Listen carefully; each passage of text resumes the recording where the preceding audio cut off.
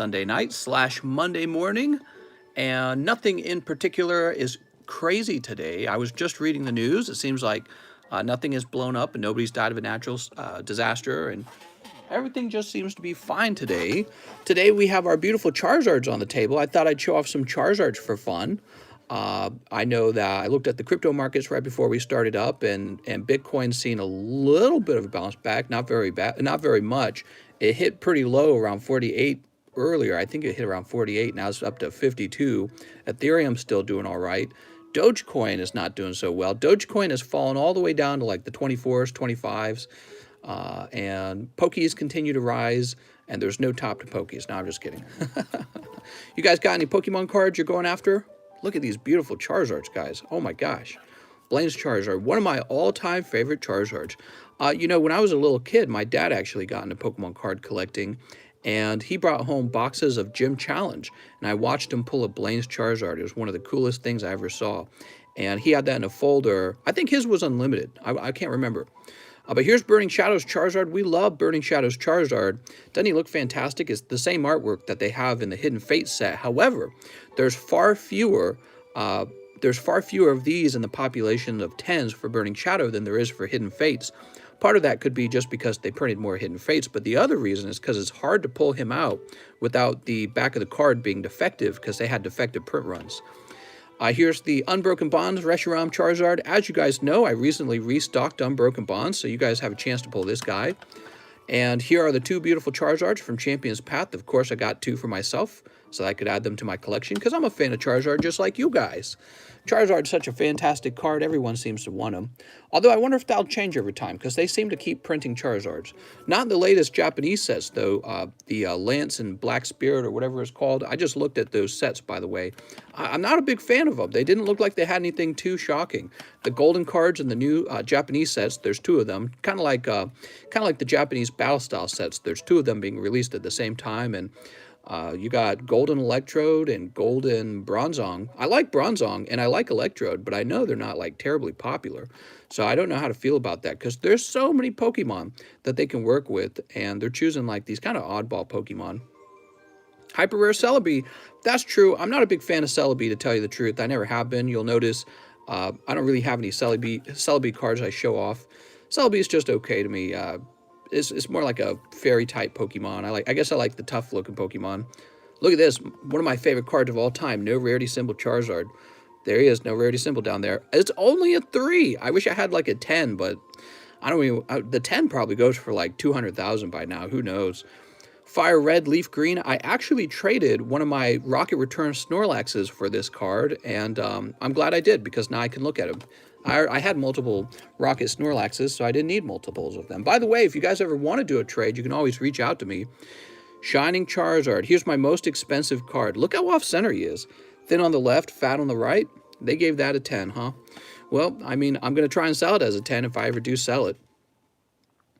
It's kind of, well, you know, I give more of a pass to vintage cards. I think vintage cards shouldn't be graded as harshly, because they were printed in a really old time and there's so few of them left. But I don't know. You know, when it comes to grading philosophy, it's something that I constantly think about. So that's my most expensive card right there, for those who didn't know. Hidden Fates Charizard. We love Hidden Fates Charizard. Here's, I should probably sell this, the Topps Chrome Charizard, and a second Shining Charizard. Now, this one was graded more appropriately as a 7. What's up, Griffin? He says, I haven't been in here forever. How's it going, man? Welcome back. All right, we'll place this here. I see you got the Ultra Ball. How's it going, everyone? It's Sunday night, Monday morning. People are going to sleep to get to work tomorrow morning, so this stream is usually a little slower than others. We had a really good stream the last 2 days. Friday and Saturday were both very busy with really large purchases. So Monday is coming around, and now might be a good time if you're new and you've never ordered before. Now might be a time to try out ordering for the first time, because I don't think the lines will be terribly long tonight. We'll have to find out. I always get surprised by you guys. Mister, where is the Greymon? That's right, I need Greymon. All right, well, here, let's tilt the camera back a little bit, and I'll open up my PayPal so that we can get a list and see if there's a list going. What's up, Mike Side? He says, I'm new. How's it going, new? How is it going? I have not submitted the CGC cards yet. That's because I'm giving people a little more time to get in. If you got a card that you want to send off to CGC with me, now would be the time to do it. You're running out of time. I heard that they're changing their price on the 28th. Well, on the 27th, I'm going to be done with all of my submissions. And so you need to have, whatever you're going to grade, you need to grade tonight or tomorrow. So if you want me to do some CGC grading for you, that's an option. Keith Craver says, good evening, Mr. and everyone. Keep my family in your thoughts. My stepdad is ill and is in the ICU. Oh, man. I hate hearing that, man. I hope he feels better. I don't know why he's there. Maybe heart-related issue, maybe COVID. I don't know, but I hate to hear that. So I hope he gets better. At least you're not telling us that he's passed away, so that's a good sign right off the bat. Trent says, Mr. just finished CGC submission. Very good, Mr. Yeah, I tried to do a little CGC submitting before dinner today, and I couldn't get a submission going because the website was so slow. It was unbearable. It just wouldn't load at all, and I think that's because a lot of people were submitting. It kind of makes sense. It's Sunday afternoon. I didn't do a lot of work today. I just kind of relaxed today, so this is my first time working pretty much tonight. I did a little bit of CGC submission. I already did all the shipping last night, and I did a little bit of cleaning. As we get closer to May 3rd, probably on May 1st or May 2nd, I'm probably not going to host the live stream anymore.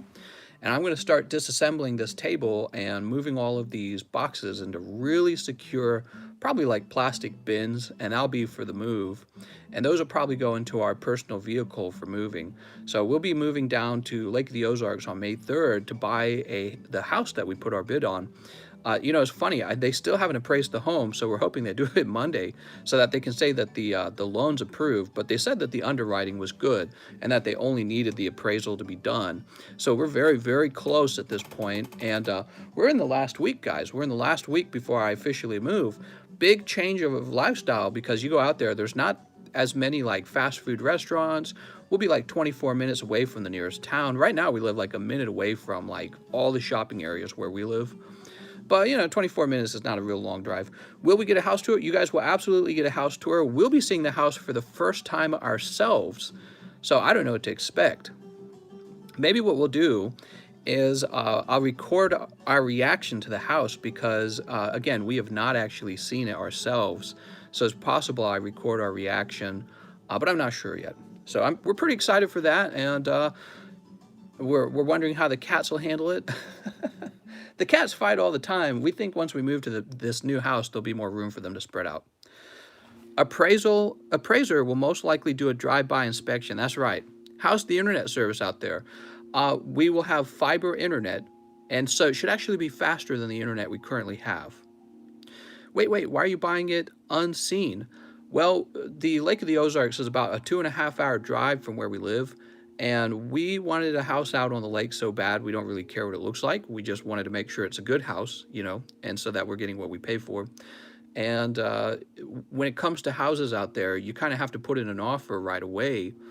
And we don't really have time to schedule an opening to go drive down there and look at the houses. So you kind of have to just bid immediately once it comes on the market. And we had to bid over the asking price to get this house. So yeah, we didn't get to see it. We bid over the listing price, and we waived our right to inspect it or to back out of the contract on inspection. So it's a pretty crazy time to buy a house right now. A lot of people from California apparently moving there. Okay, let's see if we're opening any cards. Is the large almost ready tonight? The large is very close. In fact, let me see, how many spots are supposed to be in the large? Okay, so the large is 1 in 30. And we're at 24, which means 6 spots remain for the large. Let me mention this, though. I forgot that we were so close, and I didn't actually fill up the booster packs for the large. So if this fills up tonight, if you guys are patient, I'll assemble a large custom booster box, and then we'll open it. That's if you guys are patient. If you're not patient and we have a really bad long line, we can save the opening for the next live stream. But yeah, it's very close. So if you want one spot, now would be the time to grab it. All right, let's see. Tonight, do we have anyone opening pokies? We have, at 7 p.m., Mr. Bradley Sheely sent an order for please pre-grade my bag. Now, Mr. Bradley, that's a pending order, but you know what? It's just a pre-grade, so I don't have any problem with that. Let's just get this pre-graded. Bradley Sheely, huh? Is it a big bag? Bradley wants a pre-grade, and he's the first order of the night. Christopher, Claude, Bradley, Poland, Brian Nowak, different Bradley. Ben, Christian. The question is, where's your bag, Mr. Bradley? $10 for Sword and Shield base set. So we can order whenever, lol. That's right. Let's see, Bradley Sheely. Is he up here? Brian, Alexander, Christopher, Claude. Brad says overflow. Sounds good, mister. Let's go looking in the overflow.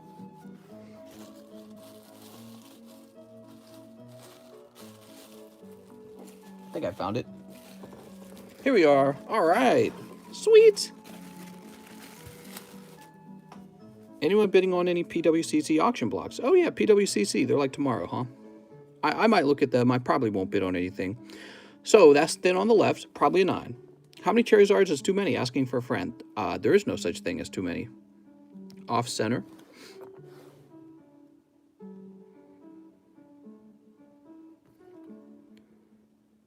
I like this card. He's a good card.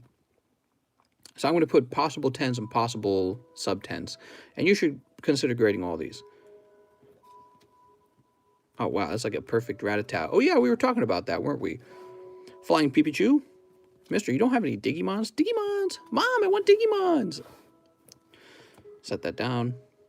Wow, that's really well centered. You got a little white spot up here on this corner. I'll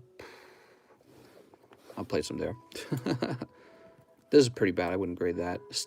You got a seal, man. That's like the best Pokemon. Wow, these are crazy well centered. I don't know how you got so lucky. So this has multiple print lines. I can see it right away. Mom, I want the Digimons.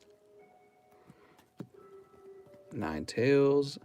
Wow, all of those were terrible. The break cards, I don't know why. There's 2 cards back here.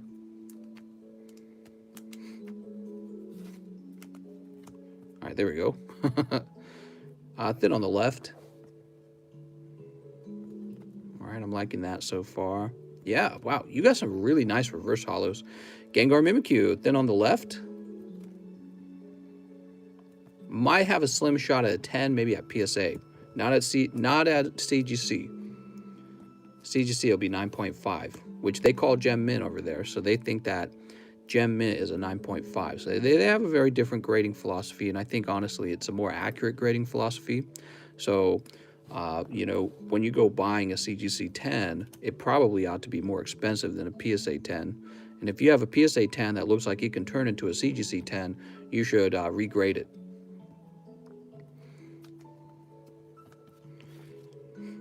Yeah, CGC 9.5 considers itself equivalent to PSA 10, exactly. When I start grading cards, and I say when because I'm very interested, I will probably have a similar system. Mister, I'm negotiating a CGC 9 card and decided to look at PSA 9 prices as a benchmark. Anyways, the difference in card condition was shocking. The PSA 9 version I saw were CGC 8s on a great day.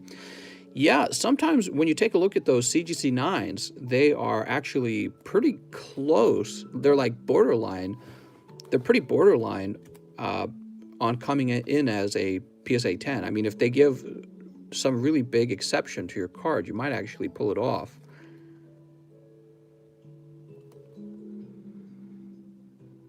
I think that's a thin print line on the top. Doesn't look like one, but it's almost one. All right, this is pretty nice. You got a big bag, man. You're having me grade a lot.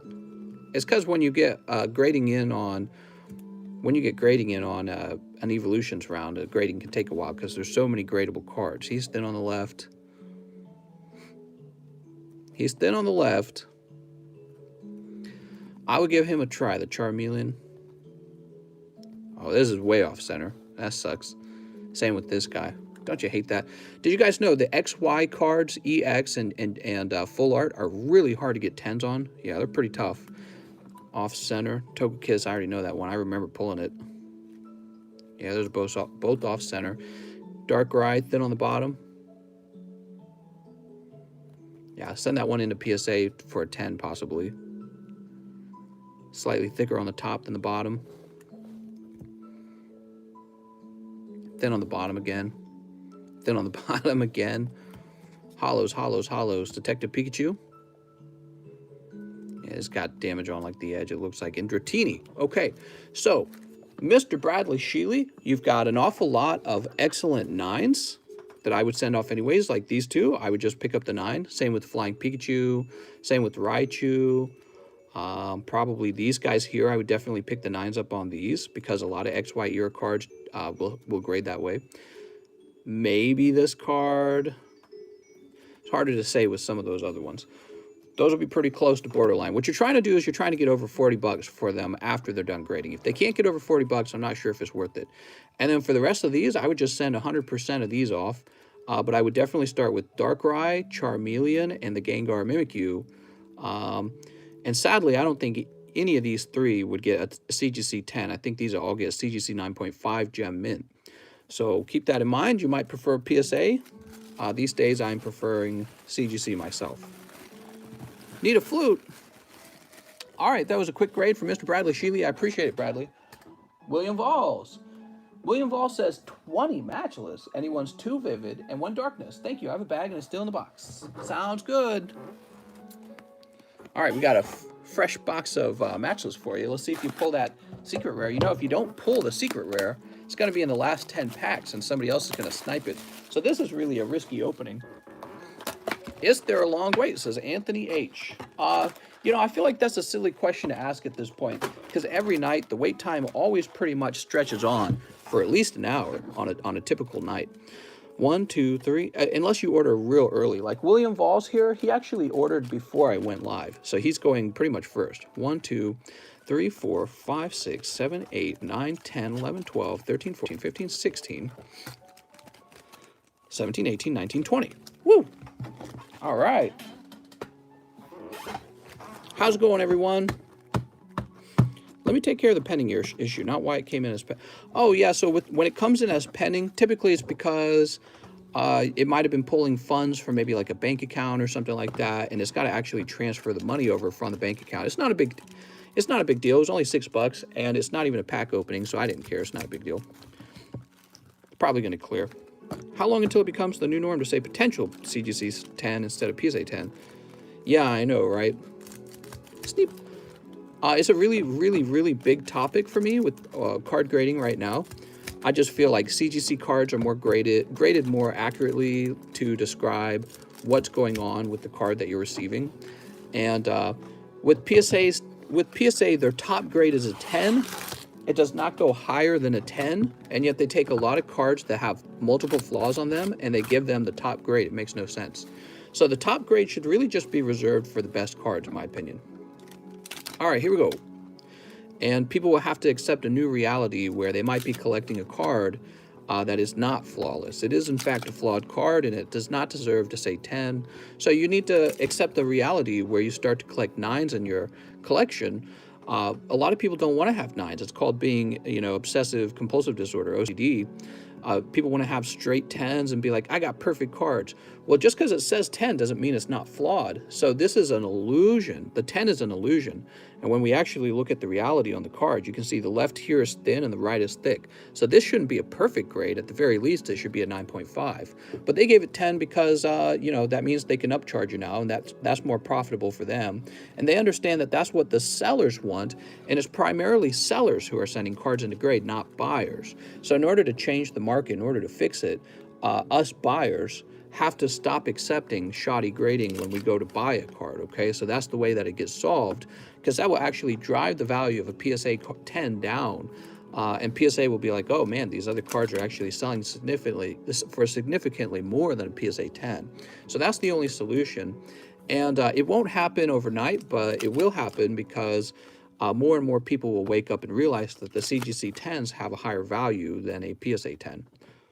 Well, we got Hatterene. It says it won't complete the pending until the 28th. That's weird. No, that's pretty normal.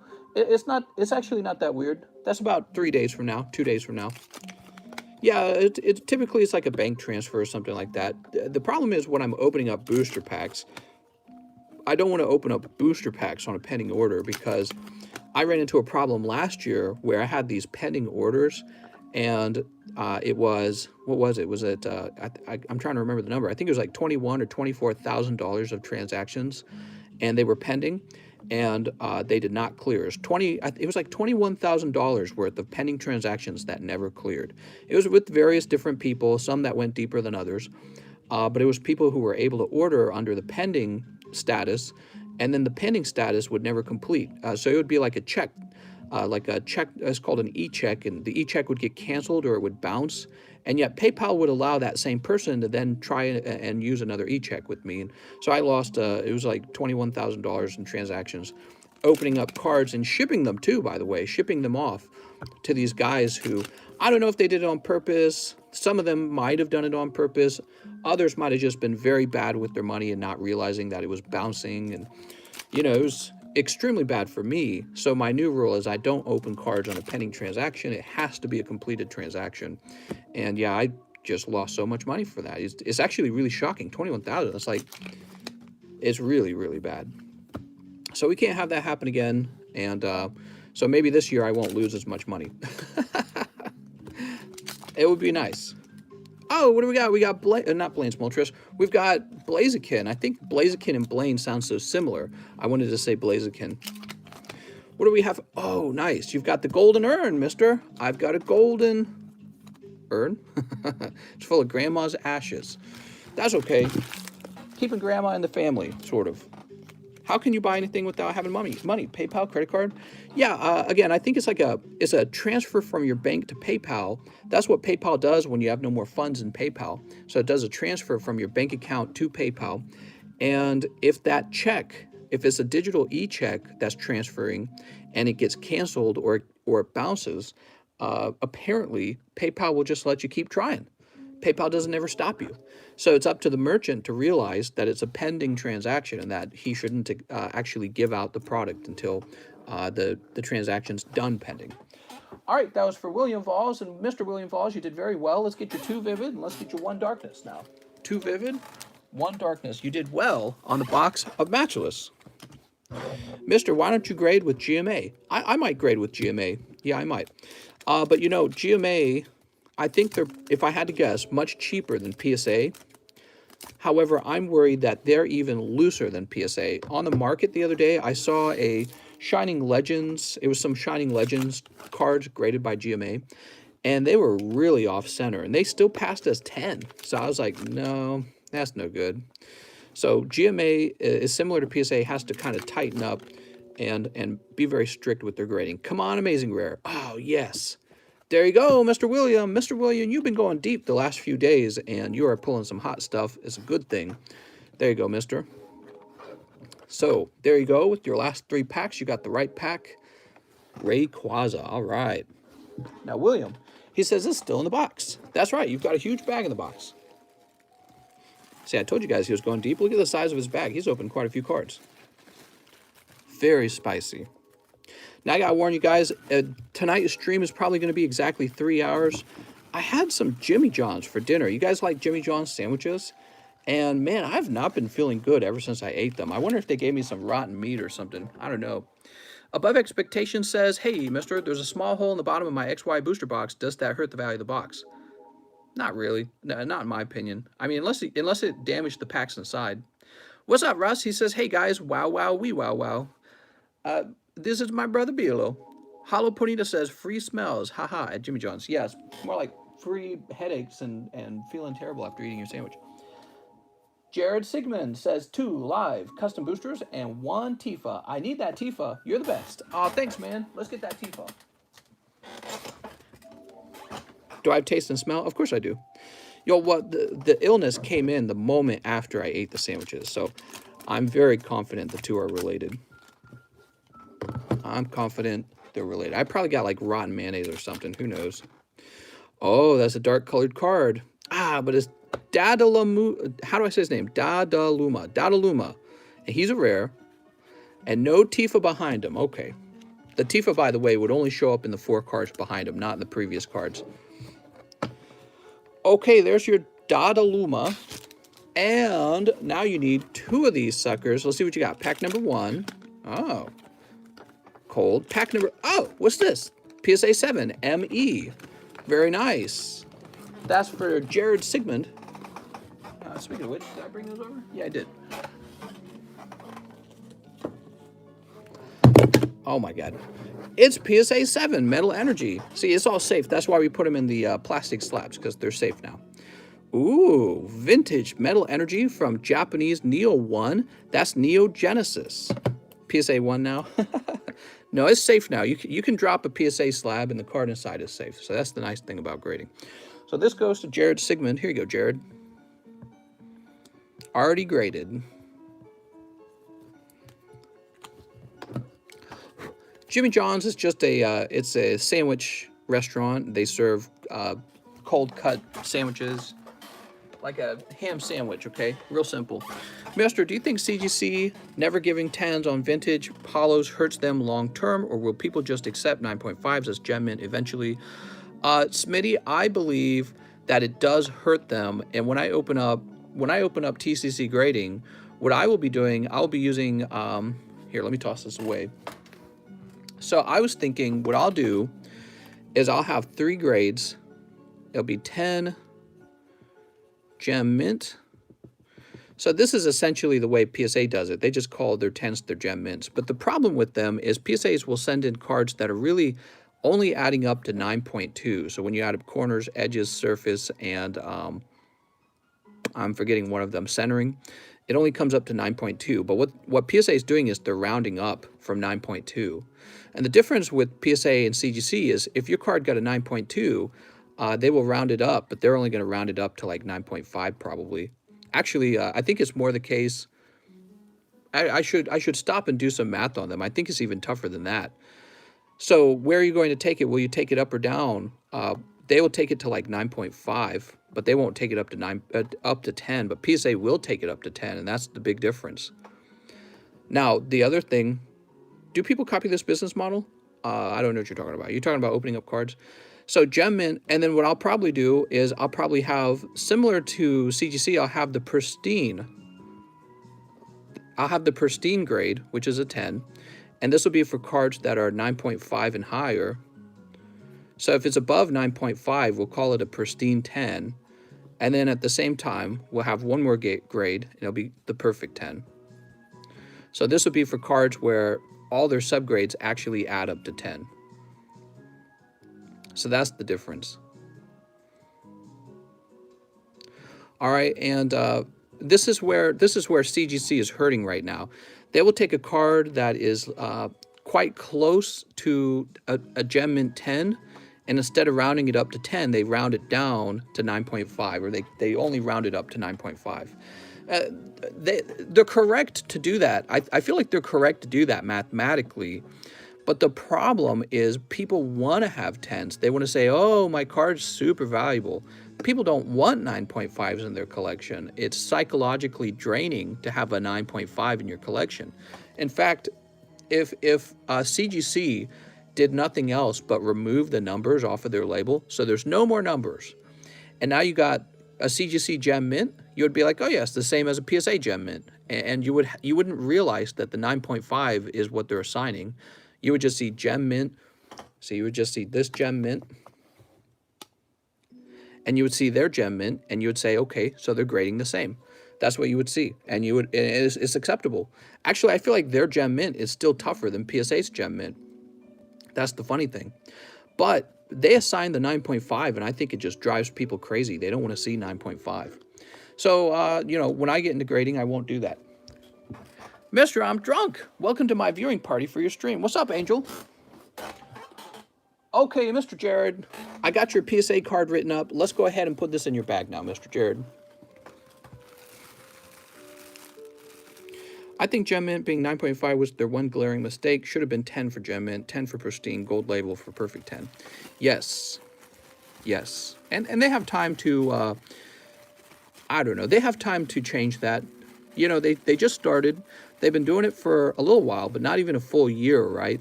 So if you don't need a new bag, do you? He says, you're the best, I have a bag. Okay, he has a bag. They have time to change course if they wanted to. I don't know if they will. Jeremy, here we go. Jared, you got a small bag.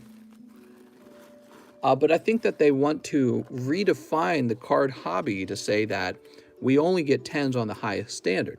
Now, the mistake with that is if you're familiar with collecting a lot of vintage cards, like this Shining Charizard, the mistake is that there's going to be almost no 10s.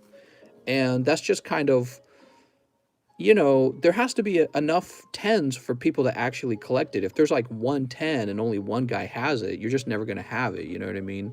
So when it comes to really old collectible vintage cards, the softer grading actually helps the vintage cards because there were so few of them left by the time grading was available. So the very high standards is great for modern because modern's way overprinted. But with the old vintage stuff, you know, this Shining Charizard, almost all of the Neo Destiny has been opened. Not all of it, but most of it. And there, last time I checked, there's only 200 of them. So only 210s out there is not a lot. And if it turned into, let's say, only 5% actually got a pristine from CGC, then that would turn into like what? What's 5%? That would be like 40. So it'd be like 40 10s, and that's it. So that's such a tiny number. Anyways, next up we got Zachary Hickman. Hello, Zachary. Mr. 2 Sun and Moon Hidden Fates. All right, Hidden Fates. People love Hidden Fates still. Well, I got one Hidden Fates. Do I got more 10s? Yes, I do. You know, the other thing I thought is maybe just have a different grading standard for vintage, but I don't think that people would find that very satisfying. So I think the better system is what I pointed out, to just round up to 10 and call it the Gem Mint 10, and but then have a pristine 10 for people who really understand grading. Have a pristine 10. I agree, mister. They can be very no lube with vintage, and giving 9.5s like, bro, the card is better than most PSA 10s. Throw me a bone here. Yeah, and you can lose a perceived value by going from 10 to 9.5 because people aren't very complicated. They just go, oh, a 9.5, that's lower than a 10. Therefore, it's less valuable. So people are not that complicated. They don't realize it's the same card and all that's changed is the grading company. All right, so let's see. 2 Hidden Fates. Here's the deal. If we pull one of the top shiny vault cards or low and 9-tails, I will crack open my MTG booster box that I've been saving. All right, good luck, Mr. Zachary. Here goes. Mr. Zachary. Sneap. All right, here we go. Pack number 1. We have Vaporeon. And pack number 2. Metapod Zapdos. Wow, those are fairly cold. I guess you're keeping your MTG box sealed, mister. What's up, Mike Side? How's it going, man?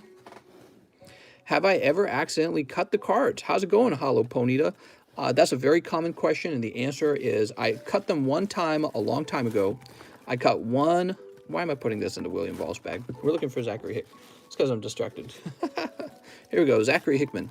We cut one card, and it was like a common uncommon card, and that's the only time I ever cut a card by accident. The only time. I've never done it since then. Going to cut some cards today? Better luck. That's right, better luck next time, mister. You'll get it next time. Woohoo! Howdy, mister. What's up, Escalameme? I'm sure many of us, sorry, few, glad that was the only time. I know, right? Imagine if I cut a Charizard in half. That would be really bad. That'd be so bad if I accidentally cut a Charizard in half.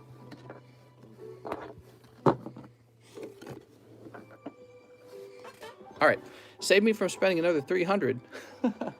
No problem. So glad I could save you. All right, let's see what's next.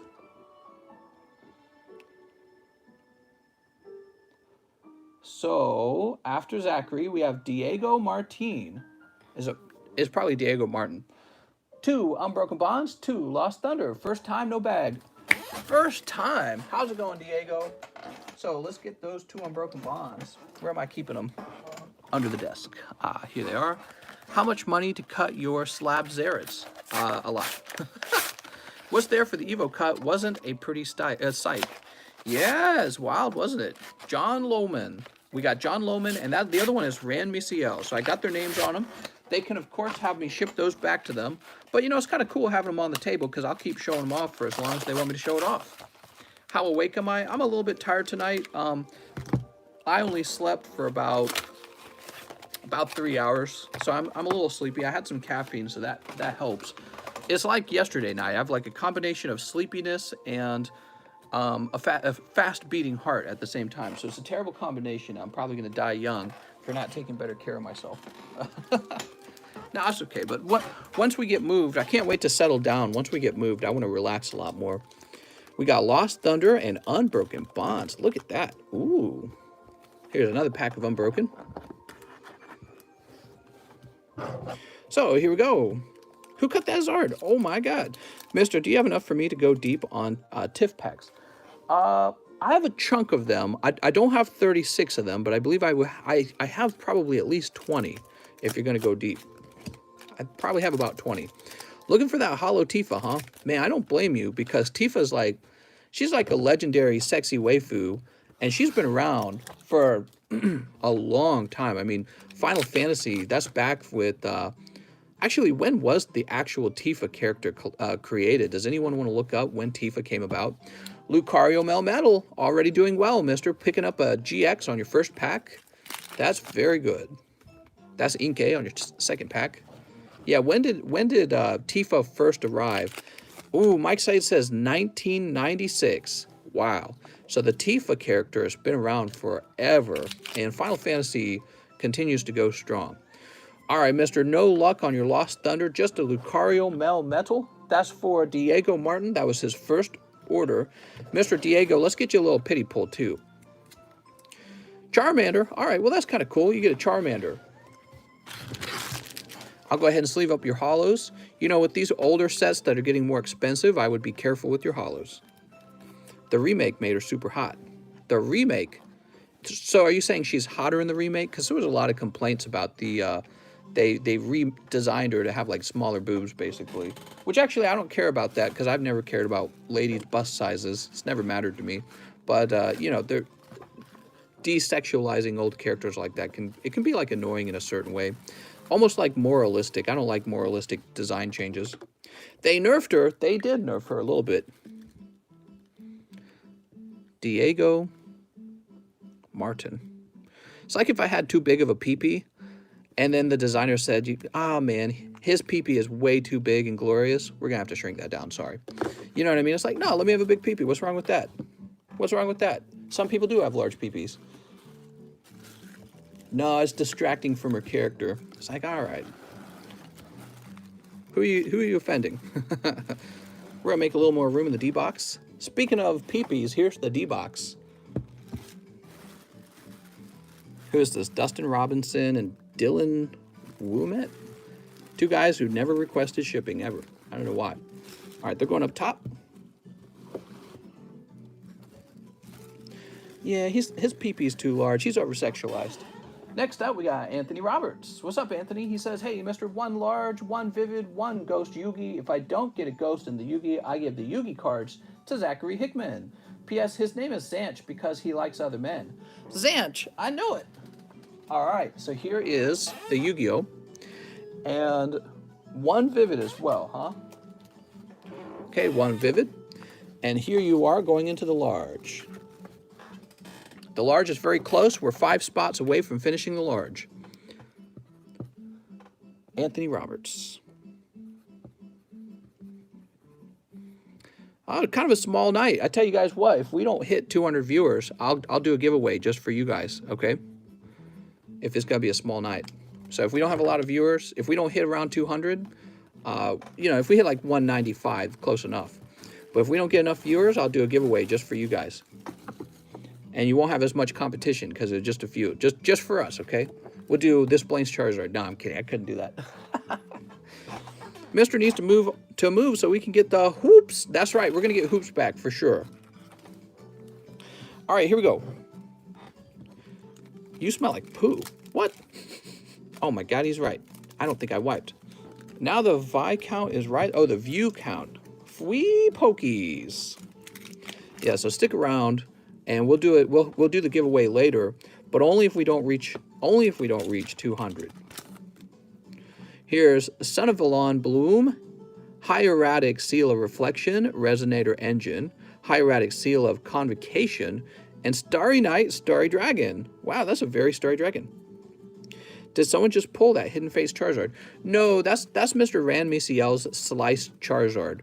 A while back, Mr. Rand Miciel, a while back, had me cut a pack of Hidden Fates in half, and it happened to contain this Charizard in it.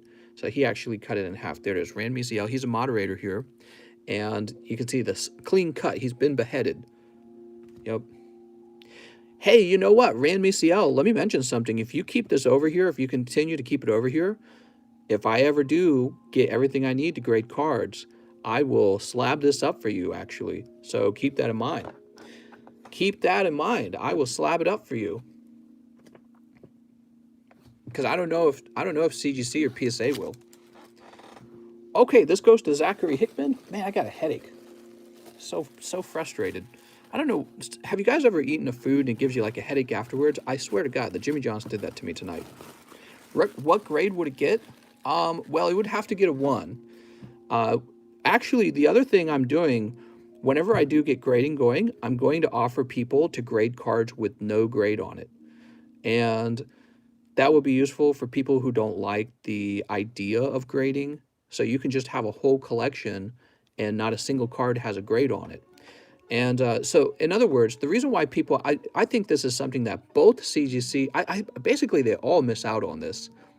I think there's plenty of people out there that don't want graded cards because you're always, if you've got a card that's like a 5, you're always going to have to look at it being a 5. And the other problem is, you know, when you have a 5, are you going to have to go find other 5s to put a whole 5 collection together? That part's annoying too. What if one of them's a 6? What if one of them's a 4? Right? So one of the things I'd like to offer is ungraded, but still encapsulated. So encapsulation with no grade. So it's a no grade, and maybe it would be cheaper too, because technically it would be very fast to grade an ungraded card. You would just encapsulate it, and that's all you would do. You'd label it and you'd encapsulate it, no grading.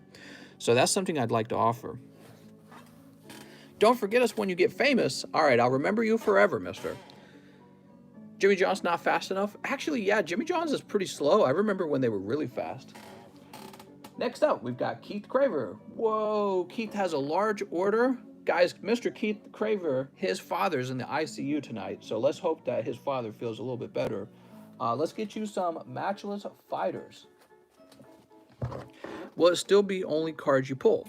I don't know what you mean by that. I think what you're referring to is I said we can authenticate cards by simply only allowing cards that have been pulled to be graded. So I of course would know they're all authentic because I ordered the pack from a third-party distributor and opened them myself, so I know they will not have been touched up and I know they will all be authentic.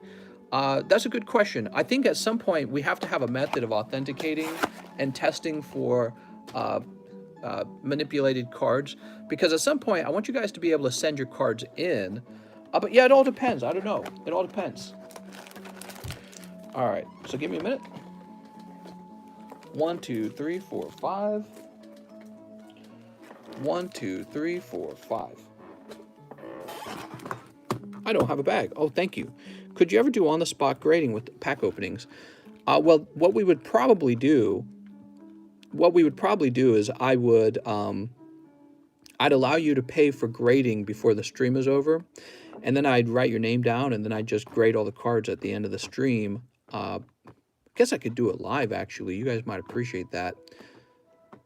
Yeah, I'd grade it at the end of the stream probably, and then you'd go to bed knowing that your cards are slabbed up.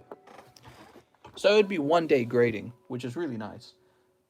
Okay, he would like 10 orders. For the next 10 orders, 4 Shiny Star, 4 Shiny Fates. It sounds like you're doing a giveaway. So 10 Matchless and then 10... I'm sorry, you want 4 Shiny Star and 4 Shiny Fates. Okay, so let me see. Shiny Star. Do I need to get some more Shiny Star? Oh, wait, do I have some up here? Well, I got 1 up here. I'll be right back, guys. I'm going to go get some more Shiny Star. It sounds like you're doing a very generous giveaway, Keith.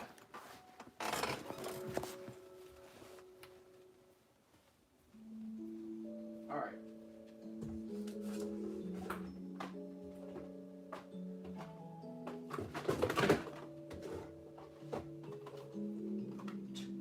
Man, I got way too many cards.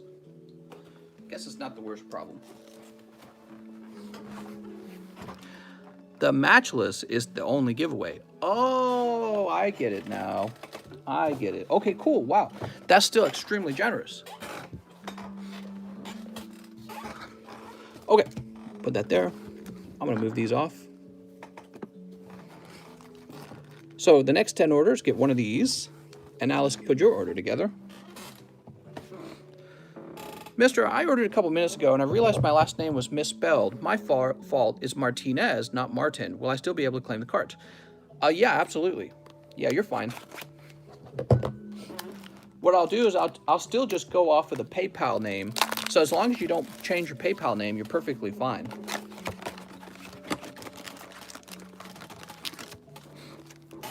All right, here we are. And if you do change the PayPal name, we'll figure that out. Because I should be able to search you and see that the order matches the baggie. For Shining Fates. Shining Fates, Shining Fates. I got one Shining Fates. Do I got some up here? I got one up here. And the rest of this is, okay. Let me go get some more Shining Fates as well. I didn't realize I was out. Oh, man. Kitty, why'd you do this?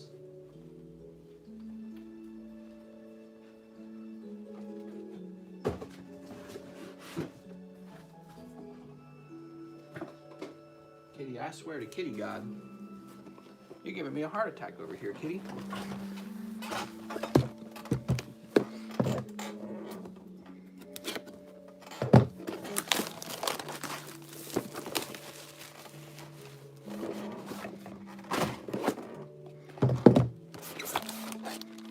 Throw this away.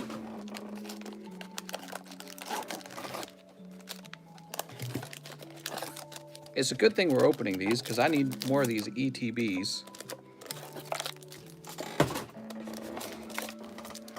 I'll just accept my mistake. I'll be Martine from now. Hey, it's actually a good thing because it keeps your name more unique, right? Martinez is a popular last name. So having a unique last name is actually useful for identifying who you are. Here we are. You flecking Zards hard tonight, or are those giveaways? Oh, those are all giveaway. I'm giving away $20,000 Charizards. You know how I am. There we are.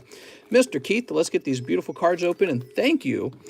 Keith has donated these 10 packs of matchless fighters, guys, to you. So, really cool. Is Sheely a unique last name? Yeah, Sheely's pretty unique. I don't think I ran into it twice. Some names are not that unique at all. Some names, Martinez is a good example, actually. Many people have that last name. What's another one? Gomez, maybe? If I went through all the bags, I could probably tell you. Lots of people have unique last names. Some names are not that unique. Like Smith. Smith would not be a very unique last name. All right, here we go. Keith Craver. Only giveaway is a knuckle sandwich from Jimmy's. I think they gave me a knuckle sandwich today. Double. All right, double. That's the hottest pack I've ever seen. Just send me the Neozard. Eevee, back when I bought him, he was $5,000. Oh, mister, you're doing so well. Picking up the full art Marnie. All right, very good. So Marnie, and there's a full art Crobat behind her. So you'll probably grade that one. People love Marnie. Okay, after Marnie, we have... That's going to be full art, not full art, Amazing Rare Veltal. Yeah, my head's a little cloudy right now. I apologize if I misspeak. How was my day? It was a pretty relaxing day. I didn't do too much. My wife and I are just counting down the days to when we move. Another day's gone by. We're one day closer. I can't believe we're moving. It's such a long time. You know, my wife and I, we've basically been living in cubicles for years now. Her family's home was very small.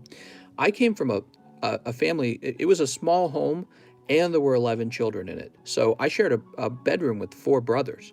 And when I moved out, I was so poor. I lived in a much smaller place than I do right now. This condo I live in is still small, though. And then she and I shared a room, like a studio, basically, and, just cramped the whole time. And I'm 32 years old, and I've only lived in small homes and cramped places. So the idea that I would have my own home now is really wild. Do you still talk to your brothers? I talked to one of my brothers a couple months ago. He's pretty normal, but I don't really talk to the other ones too much. And actually, some of them are still quite young. They barely know me. They barely know me because I left when they were still really young. Rousted Shield, we're like strangers. Mr. is old. I'm only 32, but yeah, I'm getting there, aren't I? On my way to 40. Mr. don't do pot. He's intelligent. He uses psychedelics. He's smoking too much pot. When I heard that pot can lower your motivation, my perception of pot did this. It went, it was like straight down. I was like, no. That is the worst thing I could do to myself, is lower my ambition and motivation. So that was my opinion of pot, even when I was a lot younger. When I was like 18 and I was hanging around with guys who were doing drugs, guys who work at Target and then they got nothing to do afterwards, and they don't want to go to college. They don't have any other plans. So they would just work at Target for 8 hours, collect a paycheck, and then after that, they just did whatever they want. So you hang out, play video games, and do drugs, and hang out with your girlfriends and stuff like that. And I knew I did not want to be like them, because they looked happy in the moment, but they only had things to complain about because their life was basically just a big struggle. I was like, that's not going to be my life. No way. So I was scared of drugs that might make it harder for me to succeed in life. I was basically scared of them. Next up, we got, I'm sorry, let's put this into Keith's bag, right? Mr. Keith. But, it comes off as I'm sure it comes off as kind of annoying to hear someone talk like that, especially if you're relaxing on your couch watching me open up Pokemon cards while you smoke pot. You're probably like, shut up, man. I'll smoke pot if I want to. I heard drugs. Mr. has a bad perception of marijuana. Maybe. Yeah, we had a marijuana conversation before. You guys can smoke as much of it as you want. I'm not against people doing what they want in life. But I'm scared of the after effects of smoking lots of pot. I've heard that it can demotivate you, and I've heard that it can lower your ability to remember things. And I didn't want anything to affect my brain that way. So I avoided it the whole time. Oh wait, you said you need a new bag, right? Keith, did you say you need a new bag? I think you said I need a new bag. Balance is key. Too much of anything can affect you. Doji Must says Dogecoin to the moon. I heard pot increases my sperm count by 9,000. Oh, mister, you're going to father so many marijuana babies. Here we go, Mr. Keith. Pot is better for me than the doctor. You need that OG Kush. I'm high on Pokies. Mister, can you explain post VMAX clarity? Post VMAX clarity? That's when you pull a Charizard and realize the girl you're with is kind of ugly. Smoke the seeds and stems, mister. All right, so Mr. Keith, Keith Craver. Gotta make sure we don't mix it with Keith Ferbert. Your names are right next to each other. Next up, we have Anthony H., who says, let's go, mister. Can I get one Shining Fates? One Shining Fates. Let's see. All right, we just opened those. I mean, it's not like all my habits are perfectly good either. So even if marijuana is kind of bad, I get it. The point of life isn't just to work forever. But I was always scared that marijuana would inhibit me from working harder. One Japanese matchless fighter. All right, here we are. What's up, Like Butter? What's up, man? Just smoked corner store cards. What? I've told this story to you guys before. I knew a guy. It was a guy I threw the truck with almost every day at Target. Have you guys ever worked for Target or Walmart and your job is to unload the truck by hand? So that was my job. And I worked side by side with the guy named Eddie. So we knew each other pretty well because we'd sit in the truck talking to each other. And he had a pretty messed up life just like I did. And he was basically homeless like I was.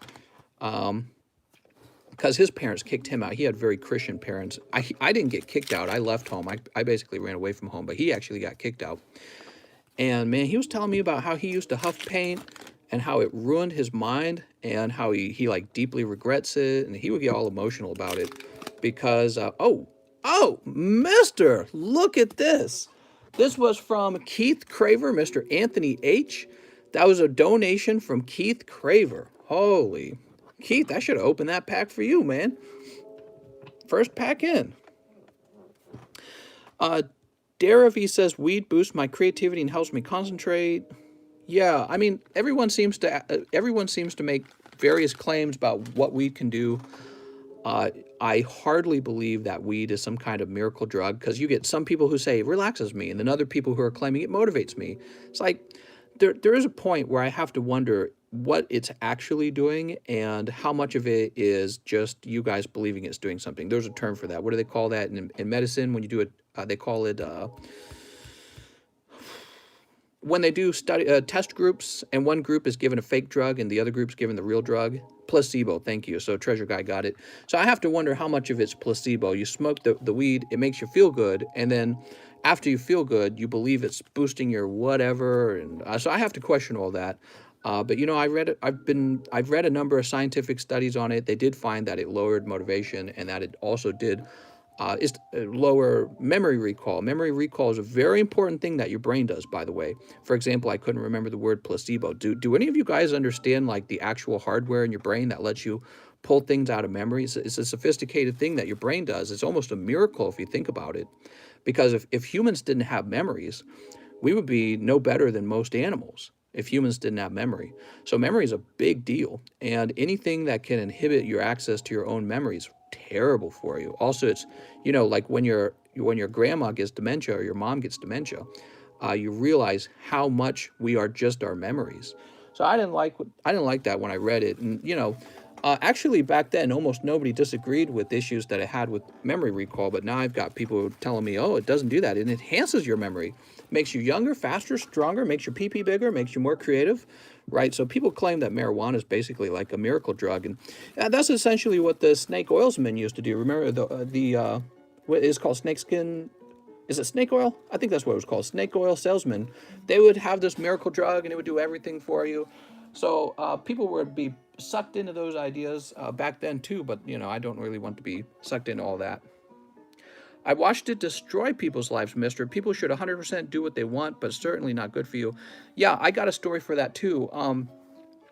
So for those of you who claim that, you know, you've experienced drugs and it's only been good for you, that's fantastic. You should do what you want.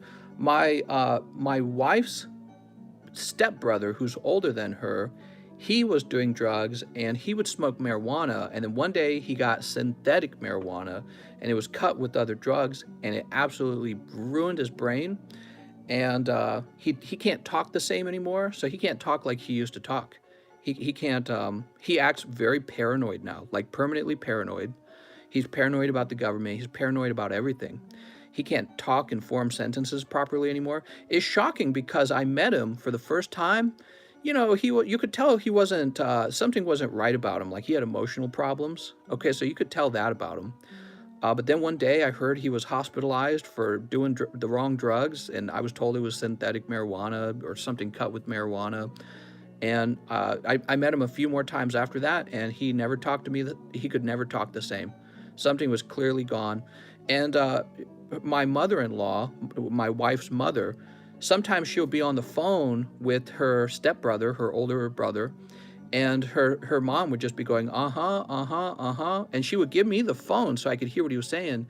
And he was saying all this crazy stuff about aliens. He was talking about the government and the aliens and look out, and it was like he was just gone. It was like he wasn't there anymore. He was some other person now. So, you know, I witnessed that firsthand because I met him just before that happened, and he was pretty much more or less a normal guy. And then after whatever it is he did really got him, he was not the same anymore. He was dramatically different. And then what happened was he tried to commit suicide by jumping off a bridge, and instead he broke his leg in multiple places. So he tried to commit suicide afterwards. And then after that, he threatened to shoot up a school, and he went to jail for that. So he's out of jail now. And my wife and I don't tell him where we live because we know he's unstable, basically. So, you know, that's been some of my experience with people who use drugs. The idea that drugs are strictly good is, in my opinion, not true. So Charizard VMAX and Rainbow Pikachu for Miguel Velazquez. You got it, man. Charizard VMAX and Rainbow Pikachu. Here we go. You also get a matchless fighters. So, you know, and somebody will probably point out, well, that was synthetic marijuana. You're right. It definitely is synthetic marijuana, but it also shows you that you kind of have to have a line on, you know, you have to say, that's as far as I'm going to go. Or you have to be able to realize that, oh, this is actually shaping my brain. You know, the reason you do something like marijuana is to change your brain. The only reason you're interested in it is because it has psychedelic effects or psychological effects. So that's the right word. You're not interested in marijuana for like the vitamin D or whatever. You're interested in it because it's a drug that acts on your brain. And, you know, I try not to mess around too much with that kind of stuff because I really value my brain. I really, really, really value it.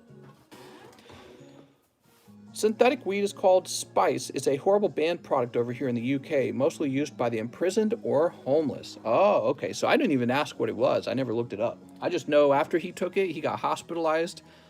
They had him in the hospital for a while for brain damage. And then he came out and was just not even close to being the same kind of person. It's like he looked at me and he had hollow eyes or something.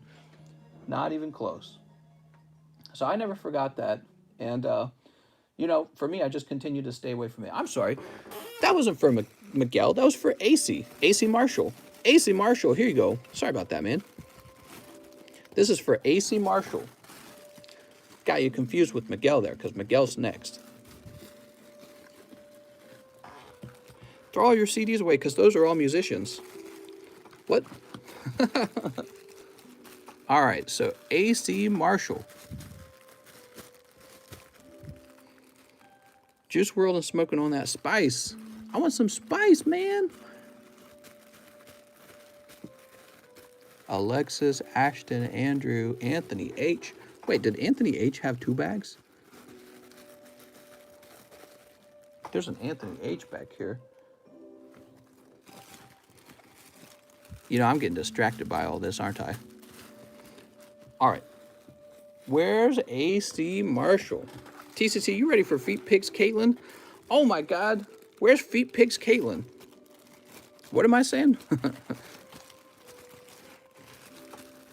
Let me focus on the task, guys. I gotta get this put away. Let's see if AC said he needed a bag. Need a new bag. Ah, there we go. So we're searching for a bag that doesn't exist. Oops. She's in Jet Black. What? Jet Black. I saw the cards in Jet Black, and I wasn't a big fan, actually. I thought that the Jet Black Pokemon... Typically, I don't collect the trainer cards. I'm not a big fan of the trainer cards, but that's just me. I know you guys, everyone likes their own thing, and so this is a no-judgment environment.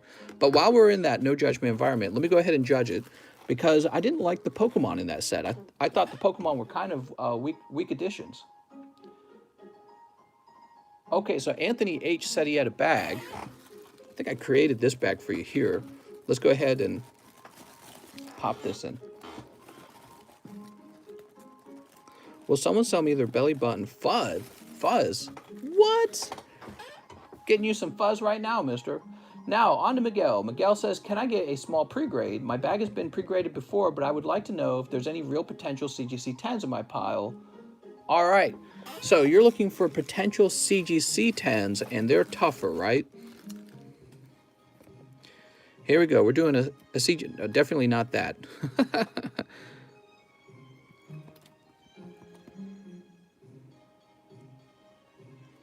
So the Japanese cards are always going to be a maybe, unless we can clearly see that they're off center.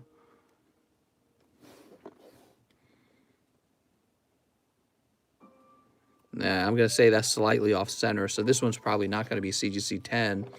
These might be CGC 10s, not this one, though. That won't get CGC 10, I already know. Nah, this is too off center.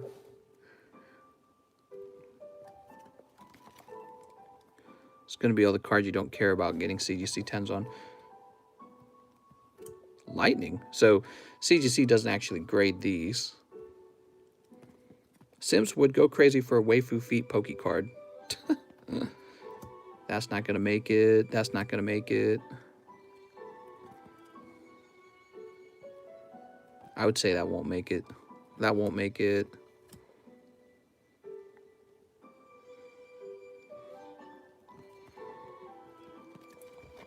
That might have a slim chance. That won't make it. That won't make it.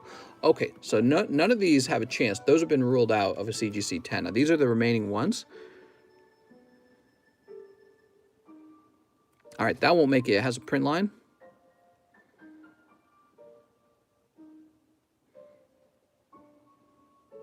This one also has a print line.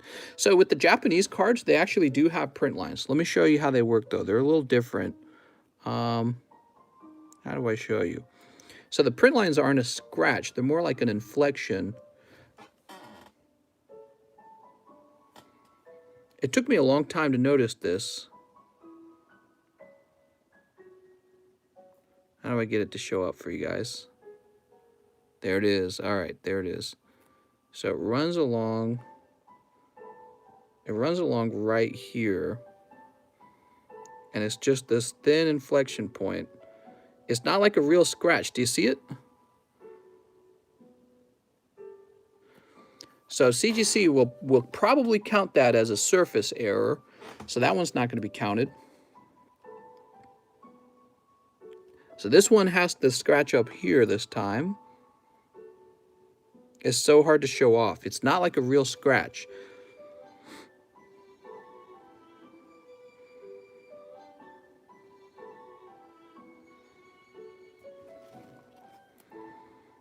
Mr. Miguel, it's a good thing you don't have a lot of cards, because I don't think I could do this for $5 for a lot of cards. All right, so it's down to these two right here. Those have the greatest chance of coming back CGC 10. And I would say even though I'm saying that, they might find some problem they don't like with this still. The Moltres is the nicest one. You know, if you could get a CGC pristine 10 on the Moltres, somebody would probably want it. That's the interesting part. Somebody would probably actually want it. There you go, Mr. Miguel. Oh, Miguel, you get a booster pack. Here we go. Hollow face reveal on his TikTok. Oh, yeah, I have a face reveal on my TikTok. Why are you guys being rude to me and my community? What? Rude to me and my community. What's up, Mike's side? Okay, toss this over here. Mr. is handsome black man. I'm only black below the belt. That's only partially true. It's only half true. We raided you, and your mods are making fun of us, saying it was a weak raid. Interesting. Yeah, I didn't see those messages. How's it going? I'll have to review those comments. Like Butter says, this is why CGC will never really succeed with their grading standard. It's too tough for not enough return. If the pristine 10s sold for way more than PSA 10s, it'd be a different story. Yeah, I actually agree with that, Mr. Like Butter. But actually, the way I perceive the CGC pristine 10s, I correctly view them as underpriced. And so what I will probably do is go in, I'll swoop in and buy as many of them up. And I'll continue to swoop in and buy them up until they do actually cost the correct price. All right, let me go ahead and refresh. So let's see. We are refreshing the list. Yeah, if you believe that the CGC 10s are underpriced, the question I might ask you guys is, why aren't you buying them? And I think actually part of the reason is the label. Some people really don't like that label. But I've changed my mind about the label. I think it is ugly, but I think the label itself is irrelevant. What matters is the job, the quality of the grading itself. So as long as the grading is correct, that's what I'm buying. I think we both know they're underpriced, but if people never wake up, it'll be stagnant. The mass majority still want to see the 10 on the case. You would think so, Butter. I did an analysis of the pristine 10s on the market. Did you know there's almost no pristine 10s on the market? Very, very few of them. All right, so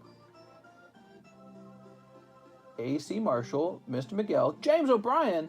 20 Tifa packs. All right. Now we're getting spicy. 20 Tifa packs. I can't believe how popular these Final Fantasy packs have ended up. You know, there's Pokemon card sets I've added to this channel that don't sell as well as these Tifa packs do right now. So I can tell that there really is an interest in picking up Tifa. All right, let's make sure we actually have 20. I'm praying to God I got 20. 1, 2, 3, 4, 5, 6, 7, 8, 9, 10. Oh, thank God I do have them. 11, 12, 13, 14, 15, 16, 17, 18, 19, 20. So that's 20 packs. And then after that 20, I have a remaining 1, 2, 3, 4, 5, 6, 7, 8. So there's a remaining 8 packs. Now, James, if I were you, I would think about whether you'd like to buy these before I actually open the remaining boosters. Because if I open these up and there's no Tifa, somebody else is going to try to buy these, okay? So otherwise, maybe you just say, oh, well, that's enough for me. So, you know, you might be, because it could be the case that there are no Tifas in here and there are no Tifas in here. That's also possible. Can I buy them and open them now? Yeah, that'd be fine, actually. That would probably be better. 1, 2, 3, 4, 5, 6, 7, 8. So there are remaining 8 packs, mister. All right, let's see.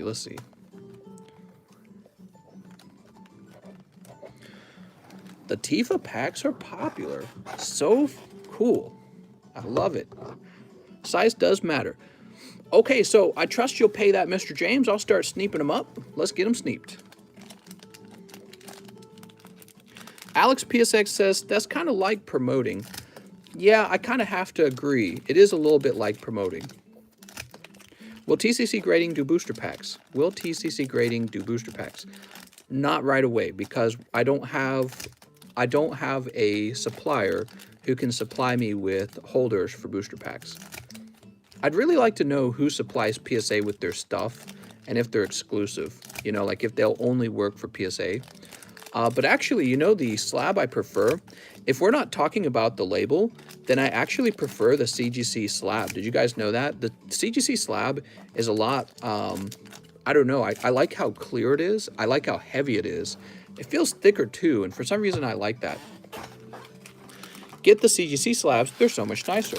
I don't know who does the CGC slab. You ready? Here it goes. Oh, I'm sorry. What is this? Selkie. Okay, just thief. So we got glaucoma.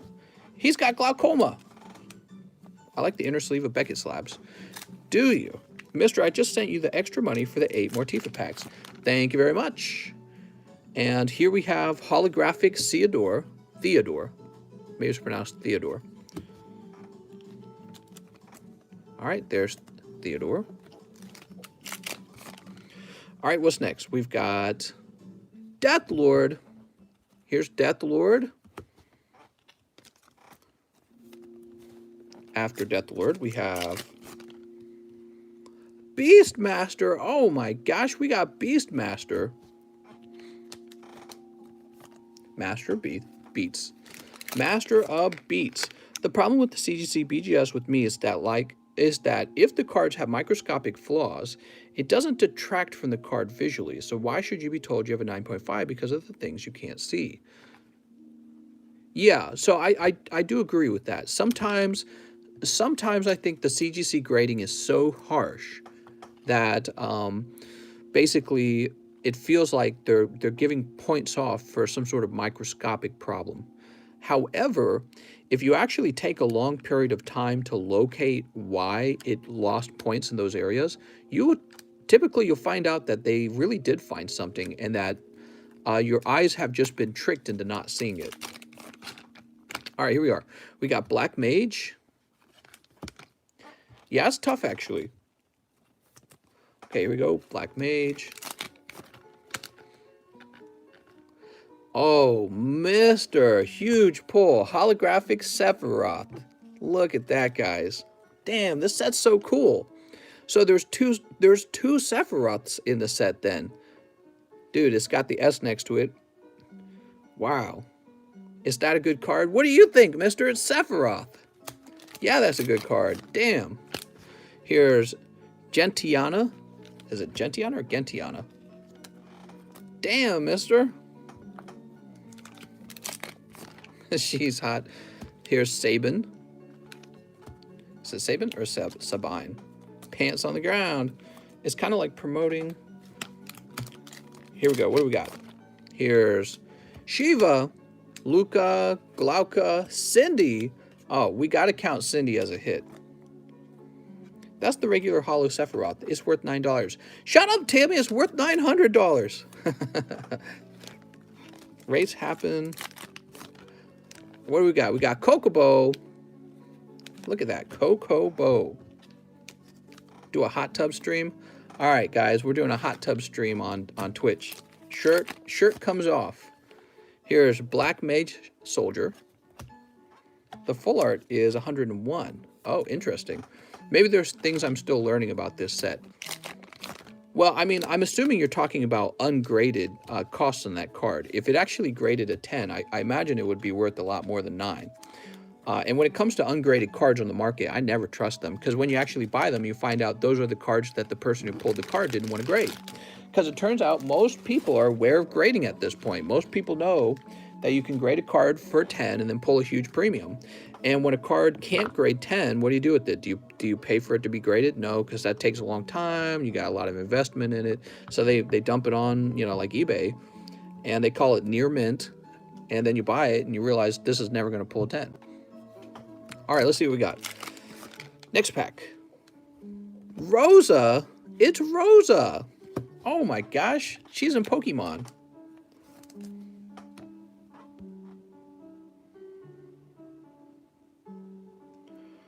All right, next pack.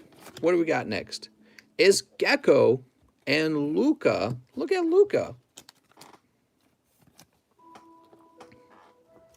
Okay, let's go ahead and snip the rest of the packs up. Time to snip.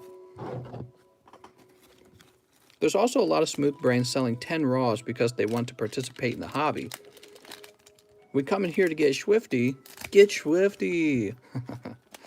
Man, it was such a weird episode. You know, actually, one of the problems with that episode from Rick and Morty, I think that one of the things that doesn't make sense in Rick and Morty is how cool Rick is.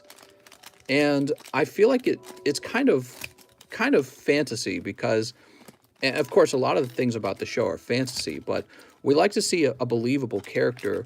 His character is sometimes a little unbelievable because he's too cool, and he's meant to be like a brilliant scientist, but have you met brilliant scientists? They're usually very nerdy and not that cool. So when he does like all that music and stuff, he's way too cool for an actual brilliant scientist, a genius scientist. They almost never act that way. There we go. All right, let's see what we got. Chalinka. All right, Chalinka. Here's Red Mage. All right, Red Mage. After Red Mage, we got Zidane. Oh my God, it's Zidane. I met Einstein. He was cool as F. He listened to Metallica. Here's Anima. Tyro. Come on, Tifa. Where's my Tifa pack at? Barthandalus. That's a legendary holo. He looks like a roller coaster. He looks like roller coaster seats with a face. Would you try HGA? What kind of weed is HGA? Here's Doned. We got Doned. Man, we're getting everything but Holo Tifa. Jesus. Holo Tifa. Come on, Holo Tifa. We're running out of packs. Float Eye. Einstein was a huge Metallica fan. Oh, was he? That's cool. Well, you know, what I'm trying to say is scientists typically do enjoy music. I'm not saying that. But one of the larger problems is that with Rick's character being so cool that he's writing and performing on stage, that hardly seems like a, you know, brilliant scientist. Brilliant scientists, they're usually bookworms, people who could study abstract things all day just for its own sake. They tend to be highly sensitive people, and they tend to not be quite as sociable, because if they were sociable, maybe they would spend their time writing music and hanging out with people. But they don't. They spend their time manipulating objects and learning more about almost minute amounts of information, right? So those are all the smartest people I knew when I was in college, and just people I've met over time in life. Very, very rarely are they sociable enough to write music and care about acting. You know what I mean? So my point is just that it makes his character a little unbelievable. He's as cool as a musician, but as smart as a genius scientist. It doesn't add up. It makes his character a little harder to believe. Sprite. What do we have here? We've got Maya and Kuchaspel. Look at Kuchaspel. Okay, we'll put this back. And man, no Tifa. No Tifa at all, man. I told you, I opened a box of this Soldier's Return, and I didn't pull a Tifa either. I was really disappointed. Yeah, apparently it's hard to get Tifa out of here. I know they graded that one Skyla, but I think that was it, unless they started doing it. HGA is a sports grading company that lets you customize your slab to the colors of your card. Oh, that's cool. Custom colors? I don't know. I don't agree with custom colors. All right. I'll toss this over here. Mr. James, now you have a lot. You have a lot of Final Fantasy cards, and certainly a lot of nice ones. Let's see how many legendaries you pulled. However, no Tifa. I think the coolest one you pulled was definitely the Sephiroth. I can't speak. Rare, common. Kokobo actually is pretty cool. Cindy. God, I gotta get a hollow one of those Cindy's. Here we go, Sephiroth. Okay. So here we go. We got hollow Sephiroth, Barthandalus, Kokobo, and Cindy. Sweet. And as for James O'Brien, Mr. James, I know you've got a bag. Where would we have put James' bag? Would we have already placed you in the overflow? We did. Mr. James. Also, James, you also get a pack of this. Can you double check the bulk? Oh, yeah, so, Mr. James, I was just going to ship 100% of the bulk out to you anyways. I'm sorry. We can check through it real carefully and make sure that I didn't miss any non-hollow Tifas. You were going to keep all the bulk. I've been doing that for Maha's Farat, too. I just automatically ship the bulk. So, let's see, though. That's why we weren't checking too hard for anything, because you were just going to get all the bulk.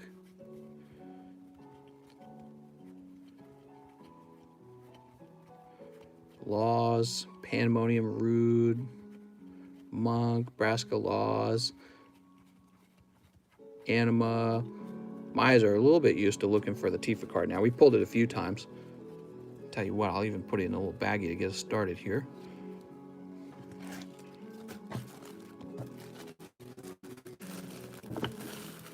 There we go. You think Cloud is overcompensating with that huge sword? You know, that's a funny thing that we say. When a guy gets like a big truck, we call him overcompensating. When he gets a cool sports car, he's compensating for something. I mean, has it ever occurred to other people? Has it ever occurred that maybe guys with big peepees do really well in life and then they buy themselves a cool ass car? I think it's kind of an interesting accusation that maybe, I know this sounds maybe far-fetched, but maybe the accusation is being made by people with small peepees, because seeing the big truck, perhaps it makes them feel a little less significant and a little worried about themselves, for example. Has anyone ever considered that? Maybe the guys with the big trucks also have big peepees. I mean, let's say that your peepee size has nothing to do with the car you buy, in fact. Well, then you would have guessed, on average, some of them have big peepees. Maybe some of them have small peepees. But I think some of them probably do have big peepees. And big peepee guys say, yeah, I want a big truck. That's just my personality type. I'm a big truck guy. Right? So, yeah, we got this interesting sort of social jest that we're poke or jab that we take at guys with trucks. The big, the truck with the TCC grading will be like that. What? My PP is huge and I drive a bus? Yeah, the guys with the, what do they call those? When they take their truck and they make them higher off the ground. Randy Marsh would disagree. Well, anyways, that's the social jest we make at them. That's the accusation. And I wouldn't be surprised to find out that guys with small peepees are more likely to drive something like a Toyota Prius or some like environmentally friendly car, or maybe something that more naturally fits their let's say lower testosterone personality type. Let's suggest that maybe they drive a girlier car, and the guys who love picking up the large trucks are unironically more manly, perhaps. Because have you ever looked at the guys who climb into those cars? They're typically taller guys, guys who are in construction, guys who do more manly jobs. I hate to say it, but I think that's what I've noticed. That's the pattern I've noticed. You drive a limo. How do we translate that, Cheese? How do we psychologically translate that into your PP size? All right, we'll put that over there. Well, you drive a limo. Let me ask you this, Cheese. Do you drive for other people, or when you want to, do you have a driver? Like, does your driver drive you around? Because that also has something to say about you.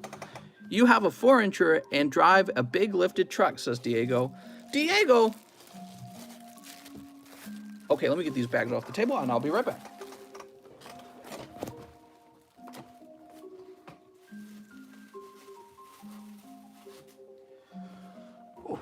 Oh, man. I feel like I've been opening cards on autopilot. Long but not long but not wide. You drive a Halo tank? What are you compensating for, Mike side?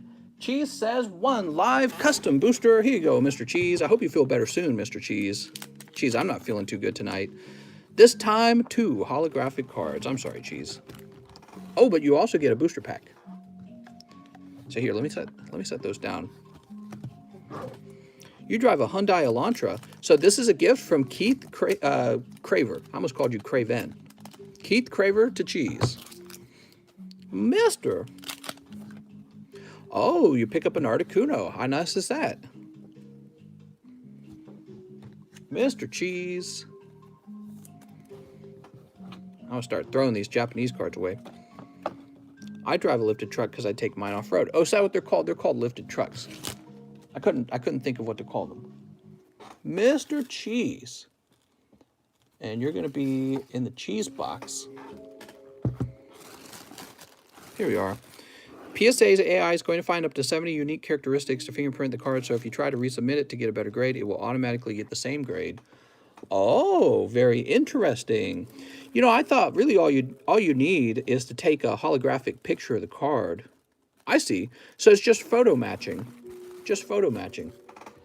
Well, that's not even complicated AI, in my opinion. A photo matching software to make sure people don't resubmit. Huh. That makes a lot of sense. So I guess that would mean this is the last time you can resubmit your cards, right? Because they probably weren't using it beforehand. So like I've long thought about resubmitting this card right here with the PSA 7 because it's quite clean on the front. You flip it around, and all it has wrong with it is these little dots here, these 2 right here. I mean, honestly, it's even well-centered. So I felt like it deserved maybe a 7. You guys want to see it? I'm sorry, did I say 7 and 8? So take another look. Take another look. And then that's it. We flip it around. No scratches on the front. So they said that's a 7. I thought that was a very harsh grade for that card. When I got it, I thought this might have a slim chance at a 9. That's what I was thinking when I got it. And they sent it back to me as a 7. I was like, really? 7? I thought that the worst grade it was going to get was maybe 8. And I looked it over a few times because I was like, well, how did it get that grade? I told you guys the one time I resubmitted a Charizard for our friend JC, and it had come in 9 the first time, and then it came back as a 10, right? I told you guys about that, right? Sell it to me as a 6, says Alex. Next up, we have Justin Ellison. Hey, mister, I'd like 4 packs of Matchless and live shipping. Sent you a DM with a new address. My new address is... All right, sounds good. So, Mr. Justin Ellison, You'll also want to update your PayPal address, okay? 1, 2, 3, 4. You're also going to take one of these. That's right, JC is Jesus Christ. Sneep. So you also want the live shipping, huh? You ready? Pack number 1. PSA is incredibly inconsistent, so I'm happy they're getting some tech to help with that. Yeah, for sure. Here's Beedrill. Galarian Slowking. Look at this. I won't if you submit the same card 3 times. What? Cold. Yeah, I feel like even if I submitted that Charizard to CGC, it might have a chance at a CGC 8. Funny enough. All right, and those are your common and commons. Now, did he say I have a bag? Justin Nelson, it'll be very easy. Let's go check and see if he already has a bag. Here he goes. He does have a bag already. Justin Nelson, you also didn't mention if you had any PSA slabs. Do you have any PSA slabs? There we go.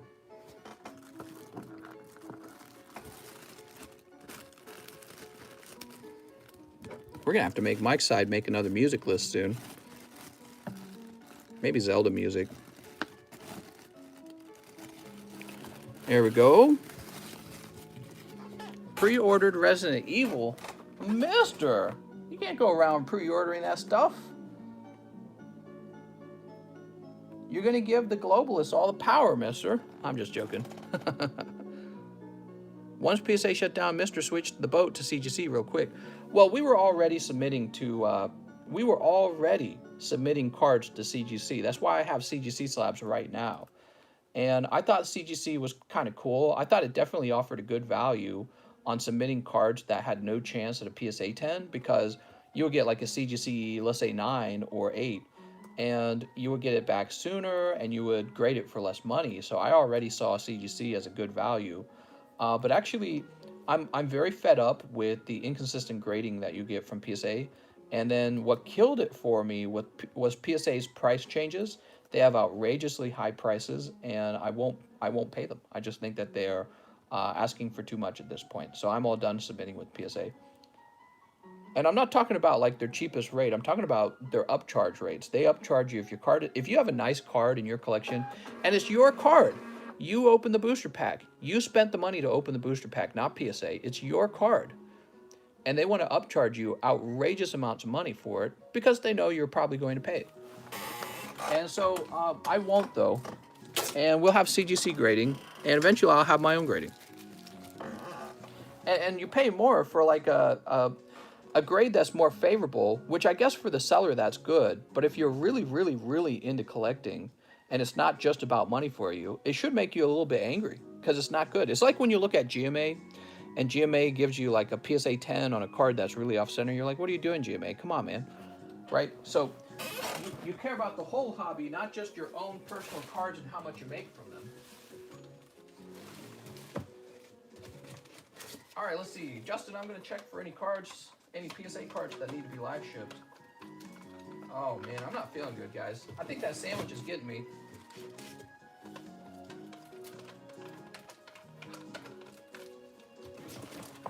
Yeah, I'm feeling a little unhealthy, kitties. Just going through all the slabs, making sure you don't have one.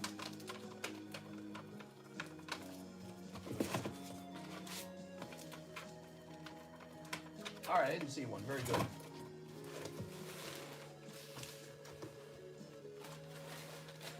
Yeah, it affects my buying decisions, too. I don't actually want to buy PSA slabs anymore. And, you know, I don't know how large of a dent I'll leave on the market, but I think I do leave a dent. I consider myself one of the bigger buyer of cards. There's some guys with really deep pockets like TCA Gaming. He does a lot of buying, too.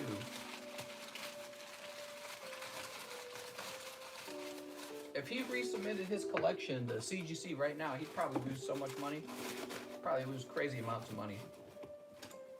Hold your ears.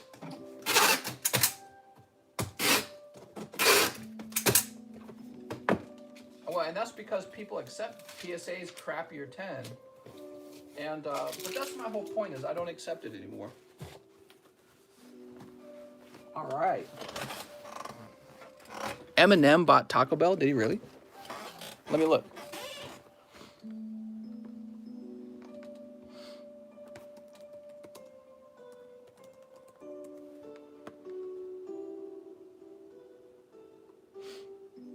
Eminem Taco Bell addiction. Eminem Taco Bell.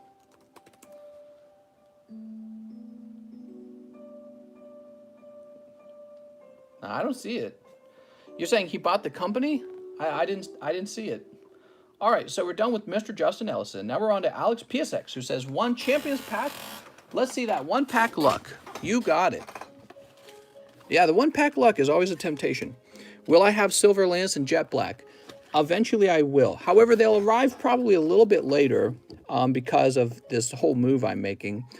But luckily, I don't actually like the 2 sets. I looked into them. The golden cards this time around is like Electrode and Bronzong. They're both okay, but it's not like, I don't consider them big chase cards that they're must-haves or anything like that. Like, what I'm trying to say is 20 years from now, do I think Electrode and Bronzong are going to be the expensive ones? No, not really. They're 2 of the weakest gold cards I've seen so far. And then I like the hyper rare Celebi, and I like the Chansey. That's about it. That's about it. And I don't collect character cards. All right, that was for Alex, Mr. Alex. Yeah, Celebi's okay, and that's it, man.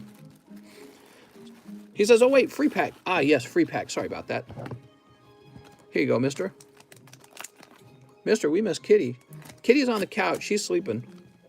Man, my wife's talking seriously about maybe rehousing that white cat again, the one that you guys see on stream all the time.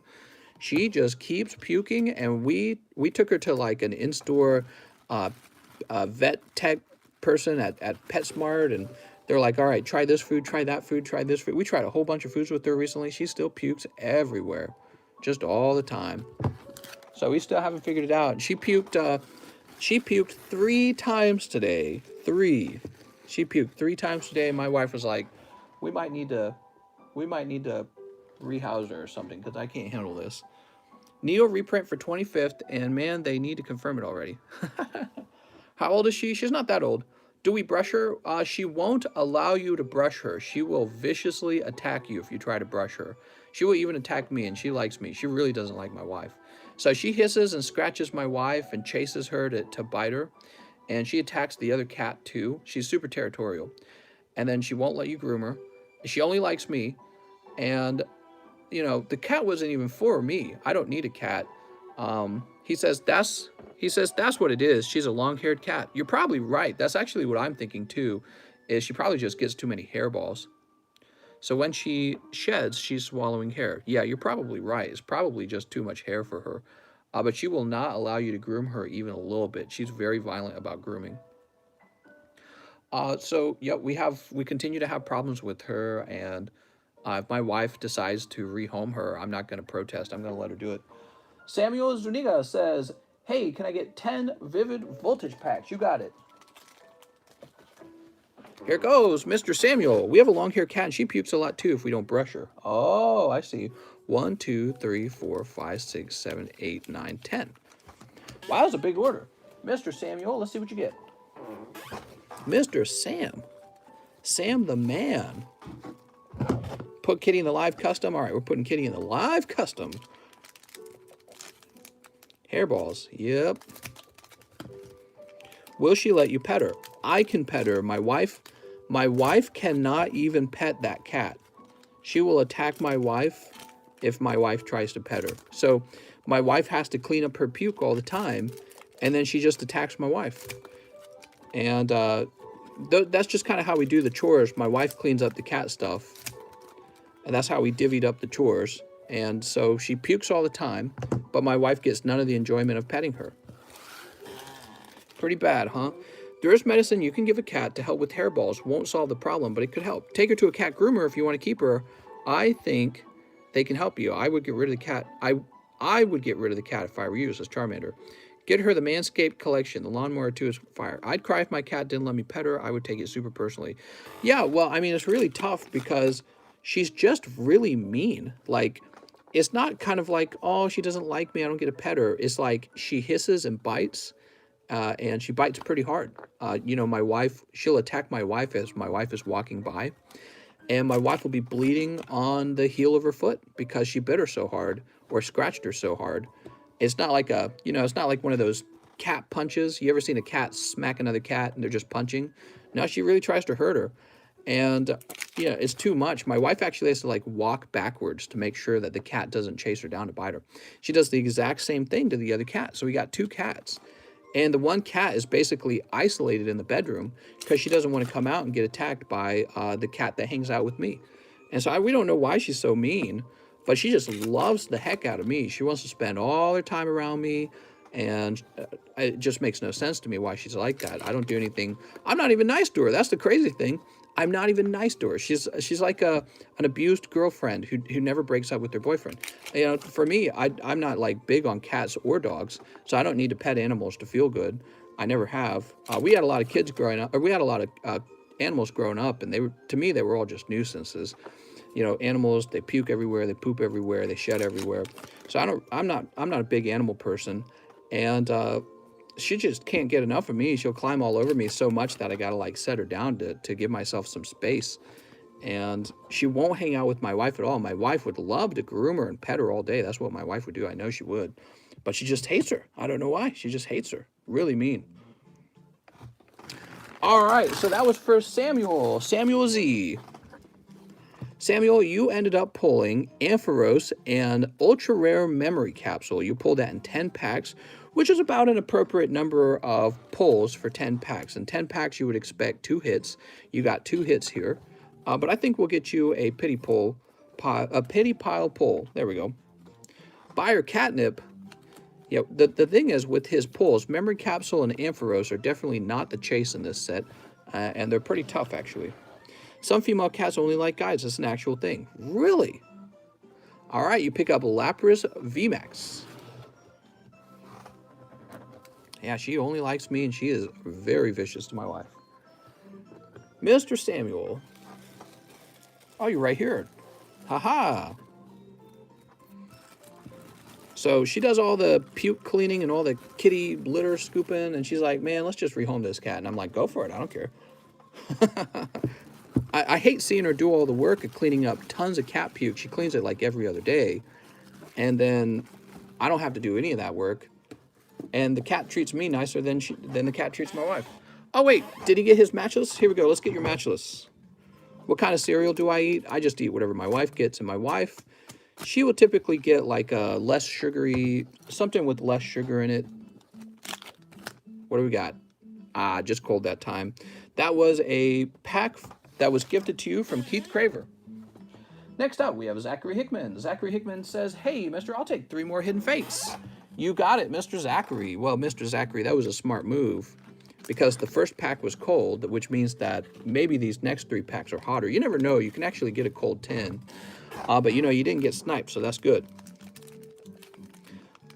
I used to eat Wheaties. Yeah, we used to eat a little Wheaties. The cat is puking, so your wife has to clean. Ultimate diss. It's so bad. It's so bad. Because then occasionally the other cat pukes too, and then you got like just cat puke everywhere. Everywhere. It's so terrible. She never pukes in the kitchen on the tile floor. She's like, let's puke right here on the couch where people sit. And it's like, I can't believe it. You lose like your sanity a little bit. Magnezone, you got shiny Magnezone.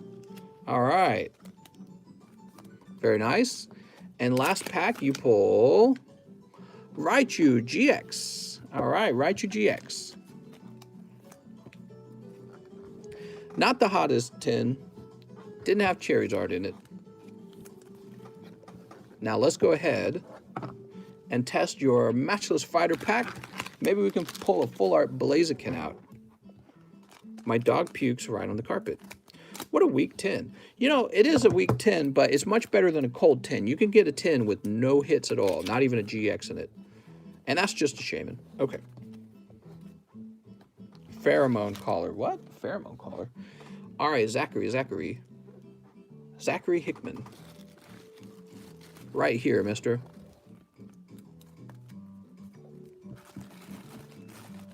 And we'll toss this over here. Okay, let's see who's next. It's Eric Guzman. Mr. Eric says 5 vivid. Good timing to pull 5 vivid, Mr. Eric. That's lucky timing. 1, 2, 3, 4, 5. And he wants 2 live customs. You also get the last matchless pack. All right, here goes. Eric Guzman. Pack number 1 is Poltegeist, and pack number 2, 2 hollows. Oof, that's tough. That is tough. Okay. Are you a baker? Yeah, actually, in my family, we did an enormous amount of baking. I had 6 sisters. And in the 90s, there weren't as many toys to play with. So baking was something girls really liked to do. And guess what? I was always around people baking. So occasionally, I would do some baking too. And I learned a lot about baking cookies and cakes. But I don't bake anything now. I almost never bake. Do any of you guys do any baking? So I almost do 0 baking, but if I had to do some baking, I'd probably do a decent job. I know a lot about cooking chocolate chip cookies, that's for sure. Pheromone collar, mister, look it up. Oh, okay. I'll mention it to my wife. I'm guessing it's a collar that makes your cat nicer or something. Sneep. She's never worn a collar. You bake all the time? He's smoking too much pot. What do we got? Here's, oh, Dracovish. You just think it's a game, don't you? Here's Rockruff. By the way, guys, if we don't reach 200 viewers tonight, we'll do a little giveaway. If we don't reach 200 viewers. All right, there you go. Pipichu VMAX. Stick around. The giveaway will be at the end then, okay? So we'll be holding off till the end. Lugia. Look at this Lugia. All right, there's Lugia Hollow. You have an easy bake. Here's Aegislash. So far, so good with the Vivid Voltage. And on your last pack, Pincurchin. Okay. My wife loves that Lugia. It's a nice Lugia, isn't it?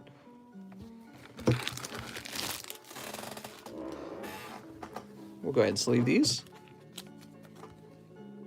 And this is for Eric Guzman, huh? What's the difference between card graders and top loaders? Just a preference thing. Yeah, the card graders are a much better option. Much, much better.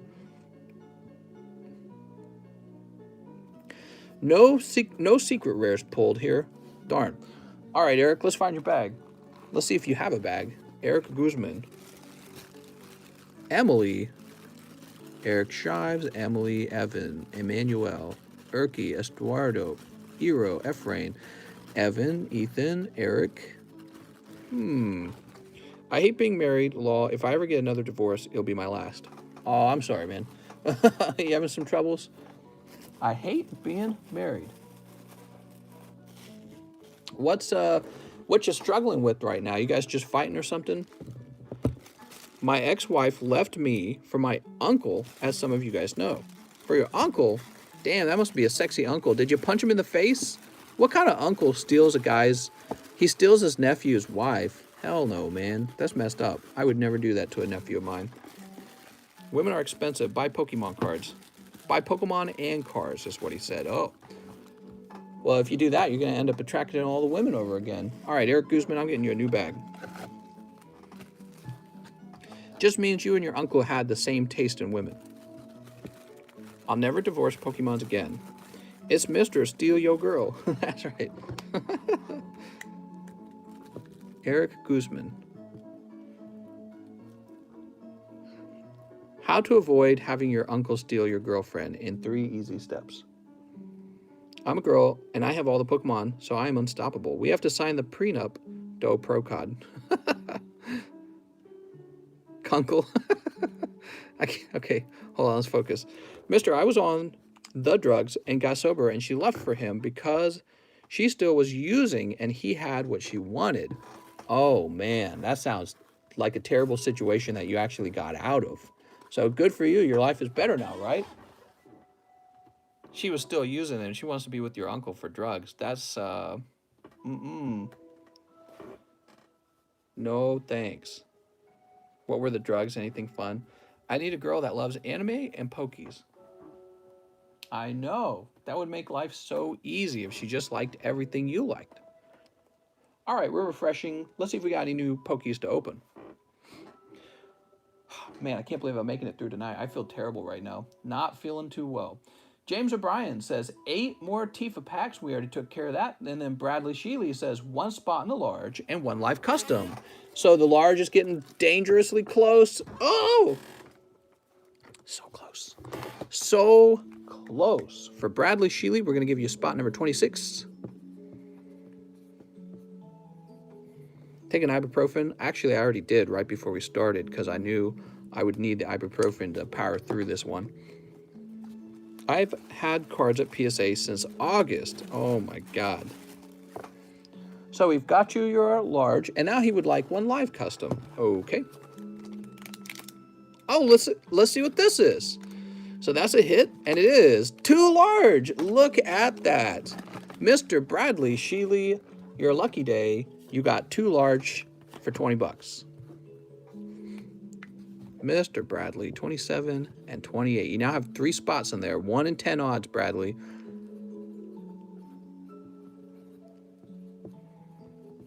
Of course, anyone has the same fair chance to win.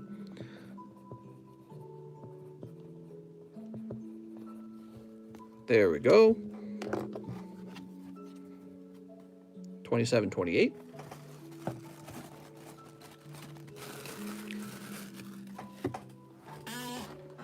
Now we have Mr. Mike's side who says 3 live custom boosters. Oh, Mike's side, you bought right after.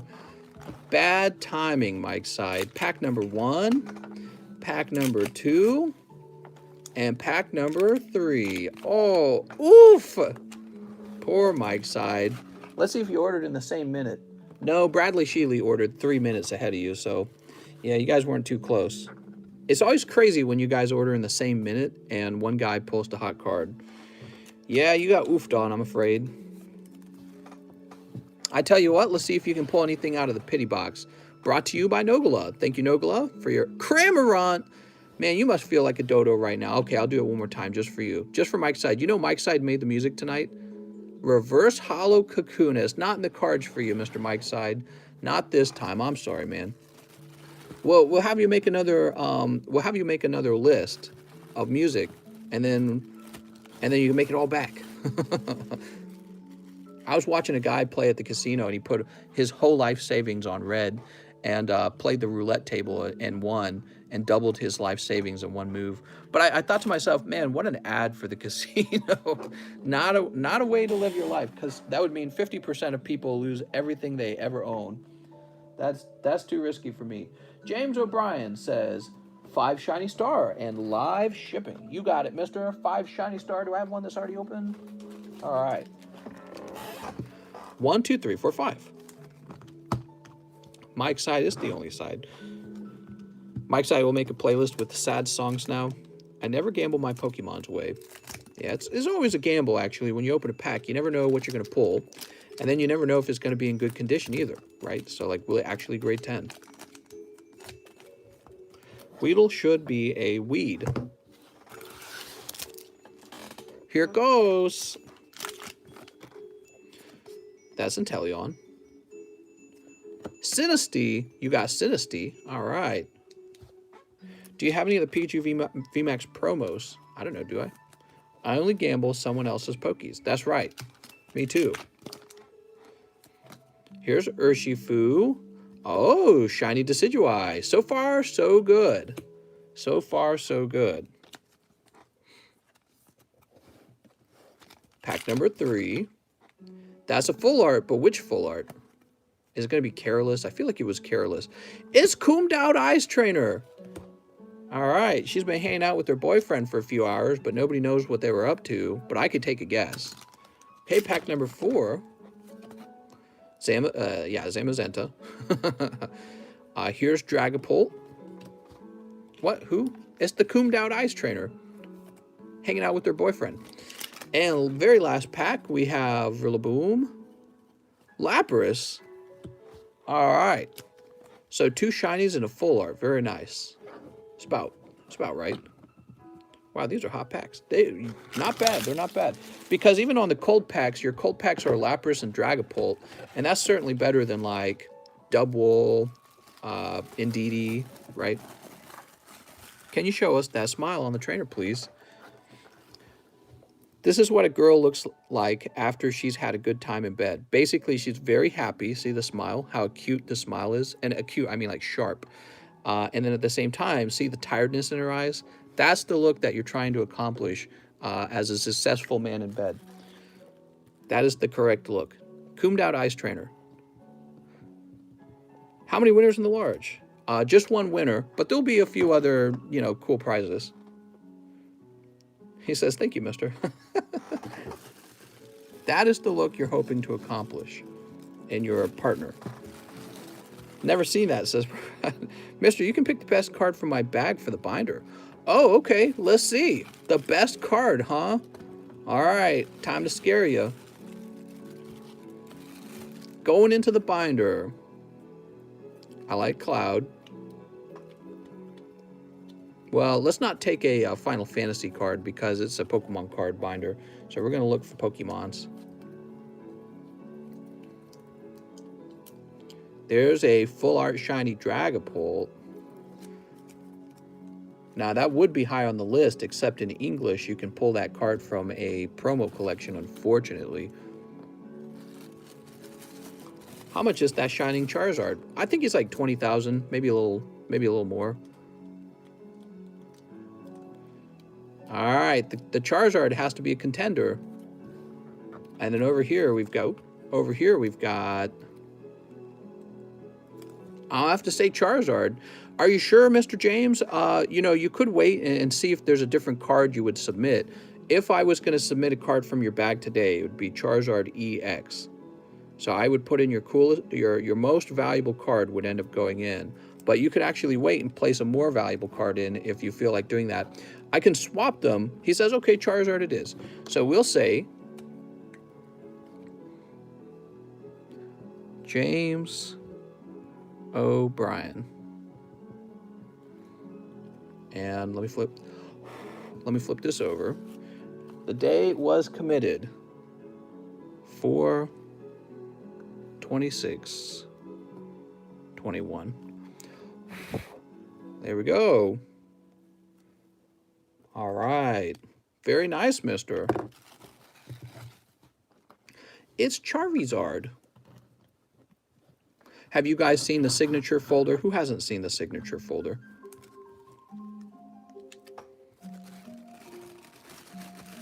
Wait, what's the binder? I'll show you in just a minute. Figured somebody would ask.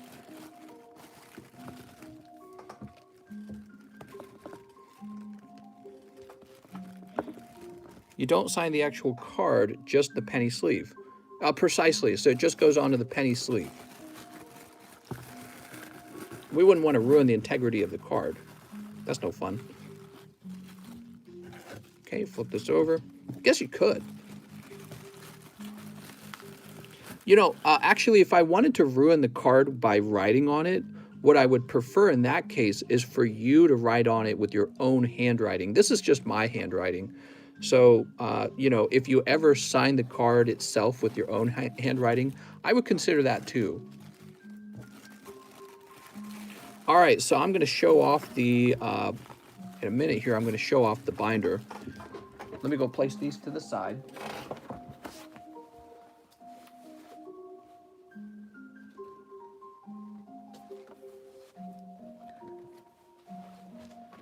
So this is the signature binder.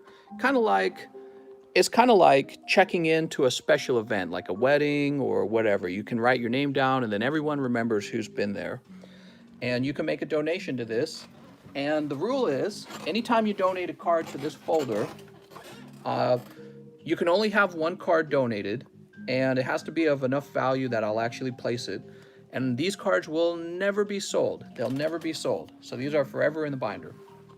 This binder is strictly for showing off, and nothing in here will ever be sold or graded. So we got Jonathan Morris, TF, Kara Nichols, Kyle Doss. He donated Suicune. There's Nogala. I spelled his name the way he would actually spell it from PayPal. There's Mr. Mime from Pokekobe. T Leopard from a long time ago. There's Gus Esp and CS Man. All right. So those are the front page ones. And typically the front page cards will just be the cards that were most expensive. But maybe I don't know how I'd like to sort them. So that's the signature folder. And we'll keep tabs on it each year to see what's been donated. It's pretty cool, actually. There you are, Mr. James.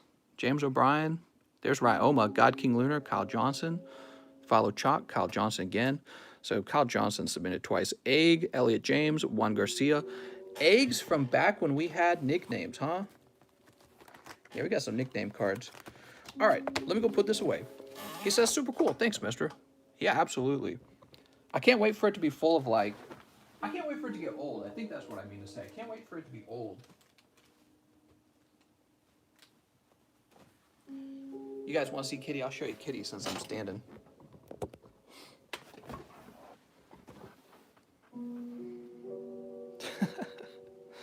There she is. See, she sits on the couch and sleeps while we're live.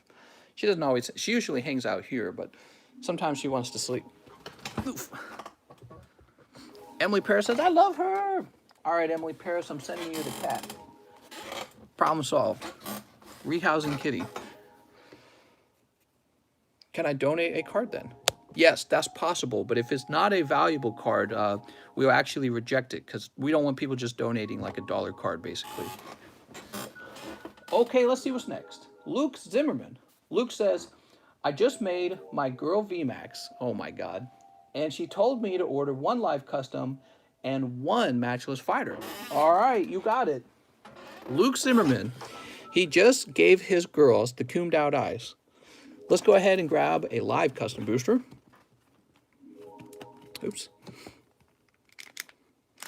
Just a non-hollow, 2 non-hollow rares. No luck on that pack. Alex has to spank. Remember when we used to say here, kitty kitty, through Streamlabs? Sneep. Toss this over here. Someone ban who? That's the douche cat. That's the trouble cat. That cat gives us trouble. Just a cold round out of the matchless too. Oof, dude, that was very tough, Mr. Luke. Mr. Luke, how long is the wait, says Ryan. A very short wait time tonight, guys. If you want to order right now, you will not suffer a long wait time because it is a short night, okay? Not a busy night tonight, so you will not have to wait like 10 years to see your cards opened. In fact, we just finished Luke Zimmerman, which means it's time to refresh. Look at these Charizards. Let's do a rotation on the Charizards.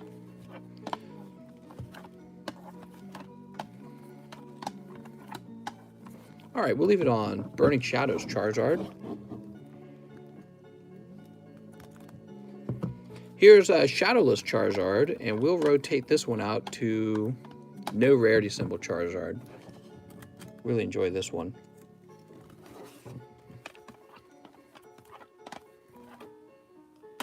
Hidden Fates Charizard. He's real popular, isn't he? A lot of the Pokemon craze kind of revved back up because of this guy right here. People were jumping back in because of Hidden Fates Charizard being so desirable. Everyone was like, God damn, I got to have that Hidden Fates Charizard. So Pokemon copied their success with Shiny Star. They copied it because it was that successful that they're like, why don't we just do this every time? Can you look in my bag to see if there's anything acceptable? It says Tony R. Mr. Tony, what's the name in your bag? Is it Anthony Roberts? The top cards look so good. I know. How much is that Burning Shadows? Great question, Nick. Let's see what the price on it was over time. So it says a long time ago, I initially bought it for $750. Then it went $850, $1250, $1,400, maybe $4K. It dropped back down to $3.1K. And then on 9/23, it was $3.5K. So that was the last time I price checked it. Let's see what it costs now. Hopefully more. It's a really expensive card already, and there's a lot more Charizards out there.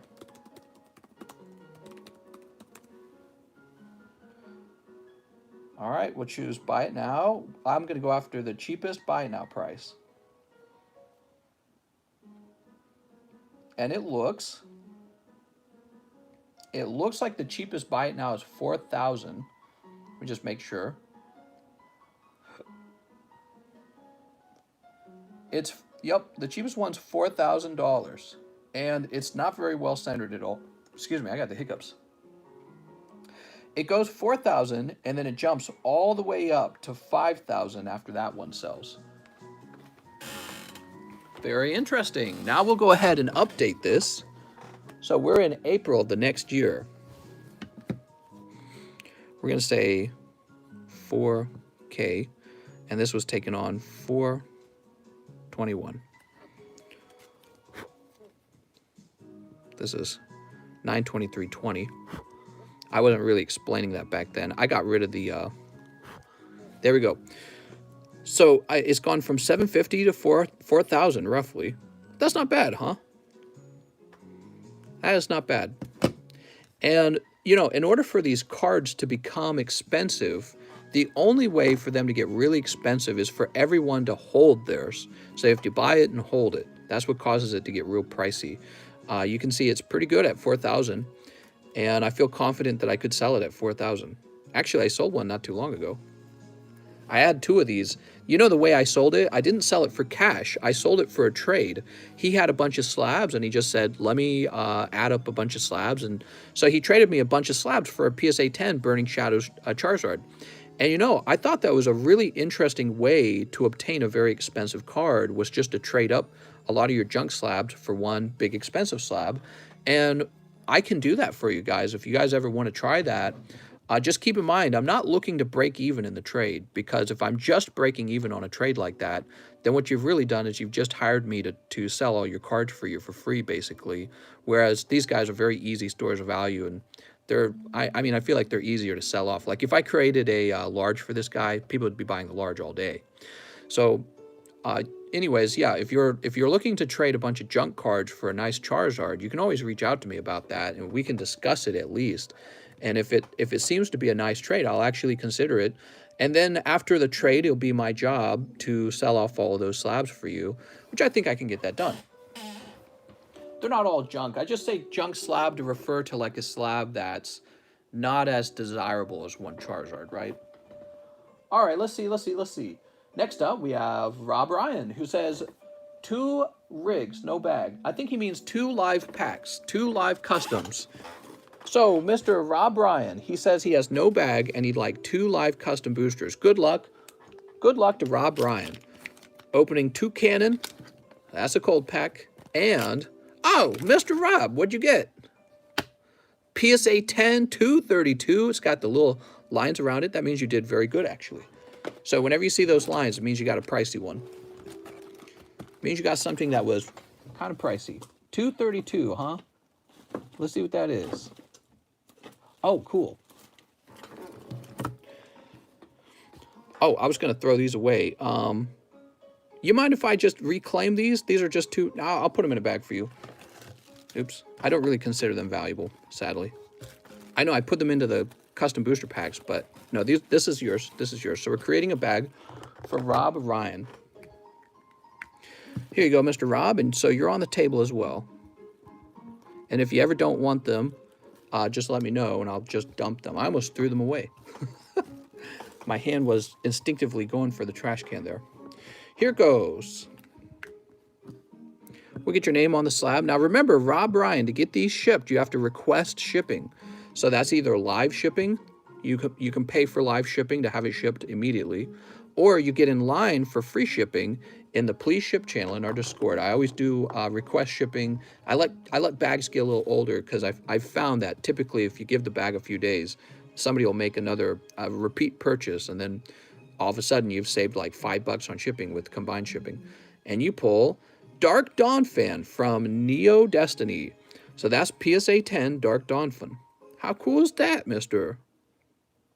That is a very collectible card, because Neo Destiny, if you didn't know this, is an extremely expensive booster pack to open. Yeah, Neo Destiny is crazy expensive to open those packs. You only respond to slab trades when they benefit you. Alexia says, whoa. Well, you know, I remember negotiating a slab trade for a bunch of smaller, kind of junky slabs for one good Charizard. And I made a really good point to the guy I was trading with one time. And he agreed to give me a fairly good trade. I remember explaining to him, if you were to sell each of those slabs off one at a time, and let's say it's like 10 slabs, you're going to lose out on like $50 of shipping right off the bat. You're going to pay $50 to ship all 10 of those, you know? So sometimes you can negotiate an extra slab to be thrown in just because of that. Awesome stream, dude. Thanks, Bull City. How's it going, man? Mary says, good morning, stepbro. Stepsis? I'm stuck, stepsis. Michael Cusick says, can I get 2 Unbrokens and 2 Cream Siege? Hope you feel better soon. I hope so soon. I'm not feeling too good. I think it's just the sandwiches, to be honest. I think those were bad sandwiches. Tony says, my name is Tony Roberts. All right, Anthony Roberts. So Anthony says, maybe I'll do a donation. I'll do a quick look-see, okay? You do have a pretty fat bag. Those are hollows in the back. Would you sell that Burning Shadows 10 for 4K? No, I wouldn't. I wouldn't, because I think mine's better than the one that I saw listed. So actually, I would not sell it at that. So we got Rose, Pokemon Breeder, bunch of V's, Mega Steelix, Bavaria, Jirachi, Togekiss, Meowth. I'm sorry, can you see? Double, Alcremie, Gardevoir, Sylveon, Kyogre, Dracloak, and then a bunch of more hollows. These bags are all hollow. Pop-Tart are superior to sandwich. Dude, Pop-Tarts are so bad for you. Have you guys ever looked at the calorie content on a Pop-Tart? It's like eating your whole day's calorie. You get like 2 meals and 2 Pop-Tarts. 2 Unbroken Bonds. All right, Unbroken Bonds. Pop-Tarts are unreal.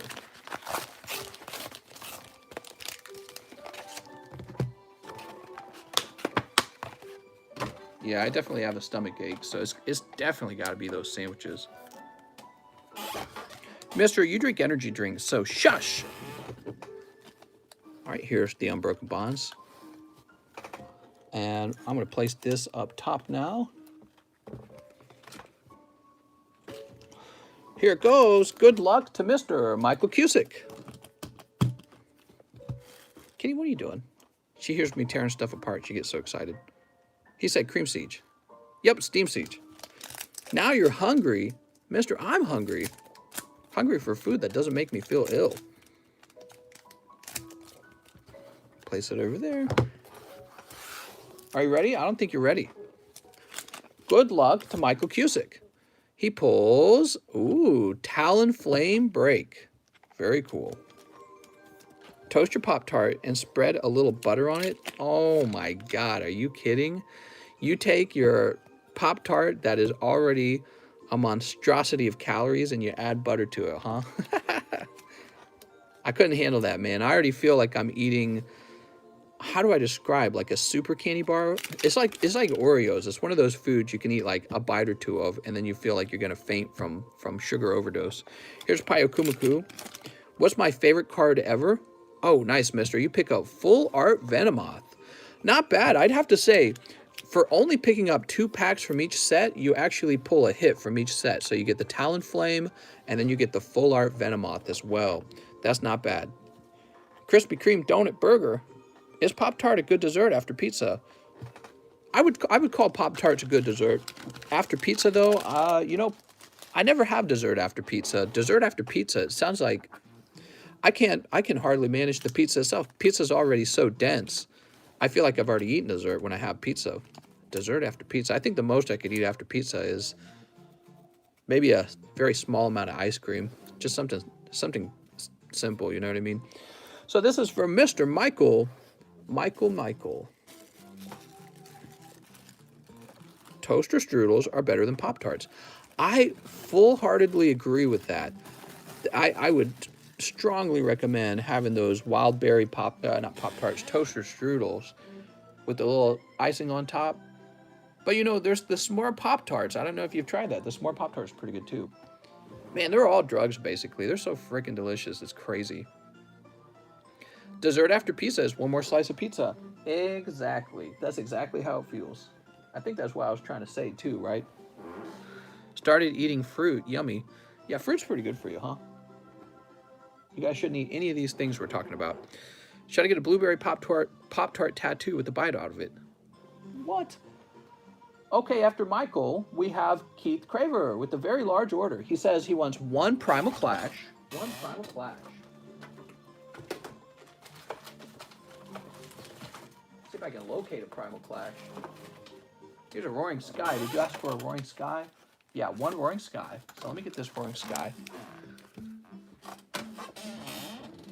We're running low on the Primal Clash, actually. Took us long enough.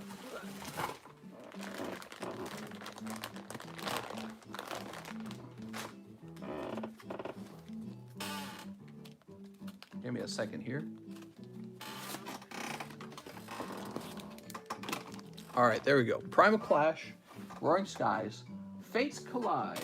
Okay, we got a Fates Collide that's already out of this package, right? Yes. Here's a Fates Collide. 2 Shiny Star V. All right, 2 Shiny Star Vs. Cheese with Pop-Tart. Now we're talking.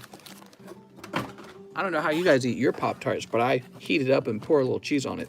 Mister, I'm waiting on a PSA 3 PSA pack grades, Evolution, Shiny Legends, Hidden Fates. I'm wondering if I can sell them to you.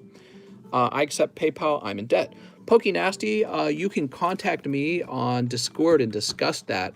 If the card's not done grading, I can't offer to buy it as a 10, okay? I just don't do that as a rule. But, you know, if you really need cash immediately, there's potential for me to help you with that. I've had more than one person approach me with the situation before. But yeah, I can't assume it's a 10. I know some cards that come back even worse than 9. They come back like 8. All right, Keith.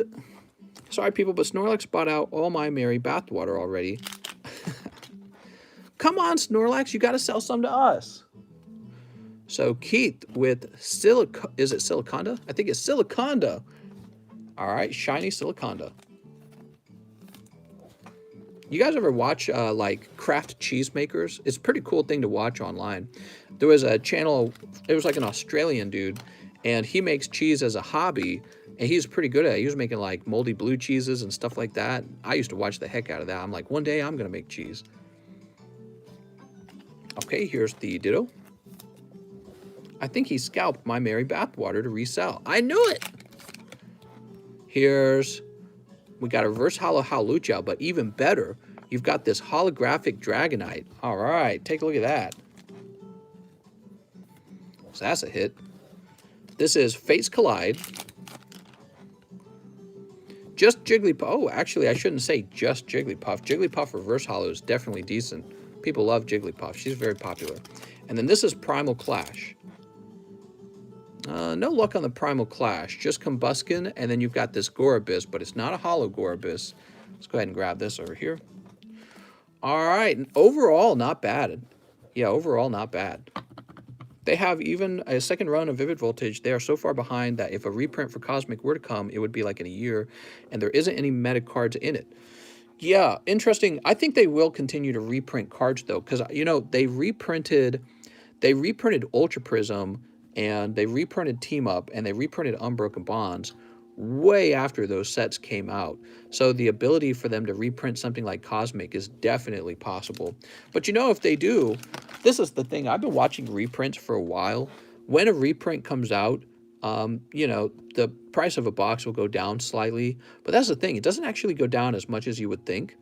Because by the time they've reprinted something like that, it's already so scarce that everyone realizes why even sell it at the cheaper retail price? Might as well just hold it because it's already considered valuable.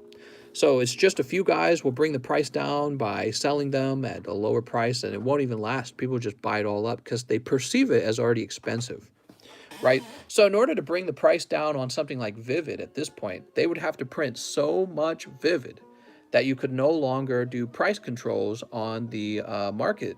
You couldn't do price controls because so many people are selling it at such a low price that basically the market's not being flooded. I think that's the word I'm looking for. The market's not being flooded. So the few guys that did get them for cheap, they're just going to sit back and sell them slow and sell them at a high price, because what's their incentive? As long as their turnaround is about the same and the turnaround's fast enough, they'll make a better margin selling at a higher price and selling slower than they would selling at a low margin. Which actually brings me to the, I think they could get rid. Here's one of the problems for the future of card shops. I don't even think card shops are necessary as much anymore. I think that those brick and mortar card shops, just take your distribution chain and have the distribution chain ship directly to the consumer at this point. Why do you even have card shops anymore when everyone's buying their cards online? Just have the distribution chain do the sales. You don't need making brick and mortar retail store this and brick and mortar retail store that. Just sell it directly.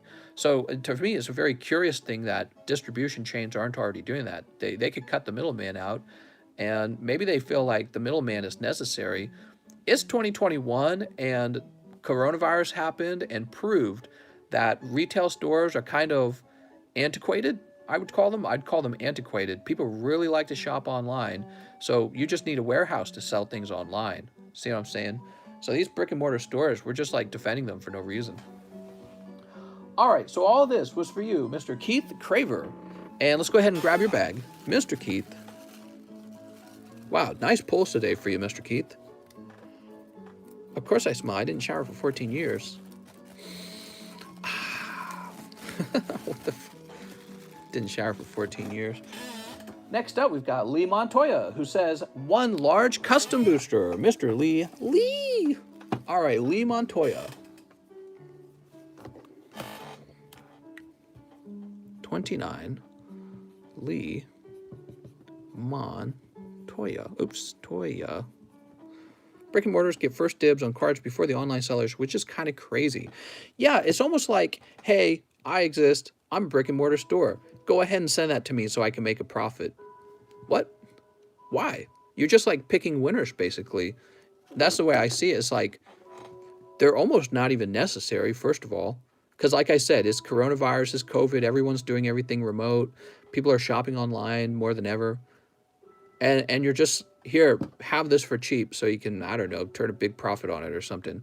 And it's almost like, why don't you just sell it? You're the one who's got the cards, the distributors. You've got the cards right there. Just sell it yourself. Just open up your online distributor shop and be done with it.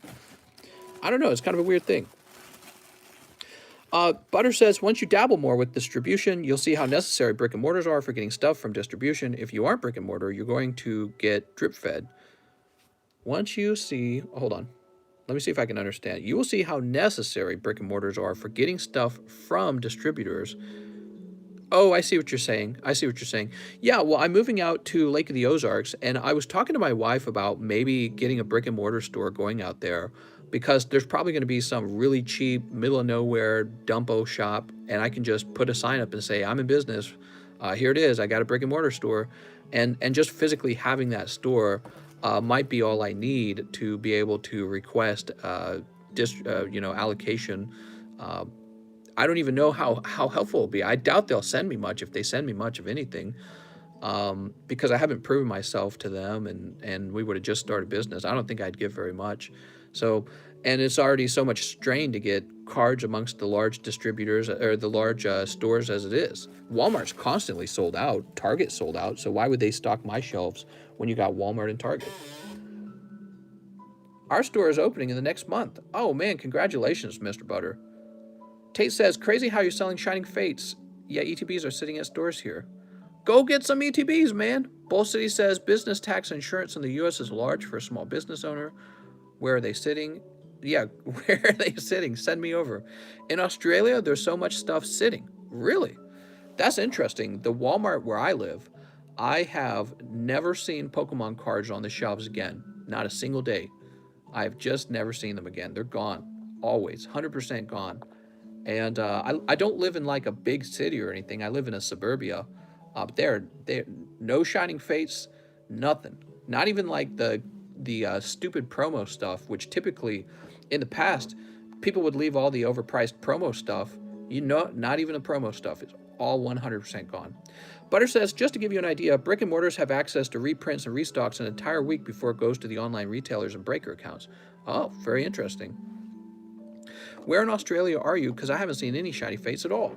All right, well, you guys keep talking about that. Let's do a quick refresh. Yeah, I talked to my wife about maybe getting a physical shop just to be able to apply for, you know, cards from a distributor. Because I actually did apply and I got rejected from one guy. And then I applied to another one and they sent me some paperwork to fill out that I never filled out. There was something I had to do. I can't remember what it was. And I set it to the side because I was in the middle of doing all this house stuff. Where in Australia are you? I'm from Missouri. I go to like 2 Walmarts and Targets a day, and it's always dry. Which Walmarts? I'm curious. Elon Musk says a lot of Walmarts have stopped carrying cards due to fights and people stalking the vendors.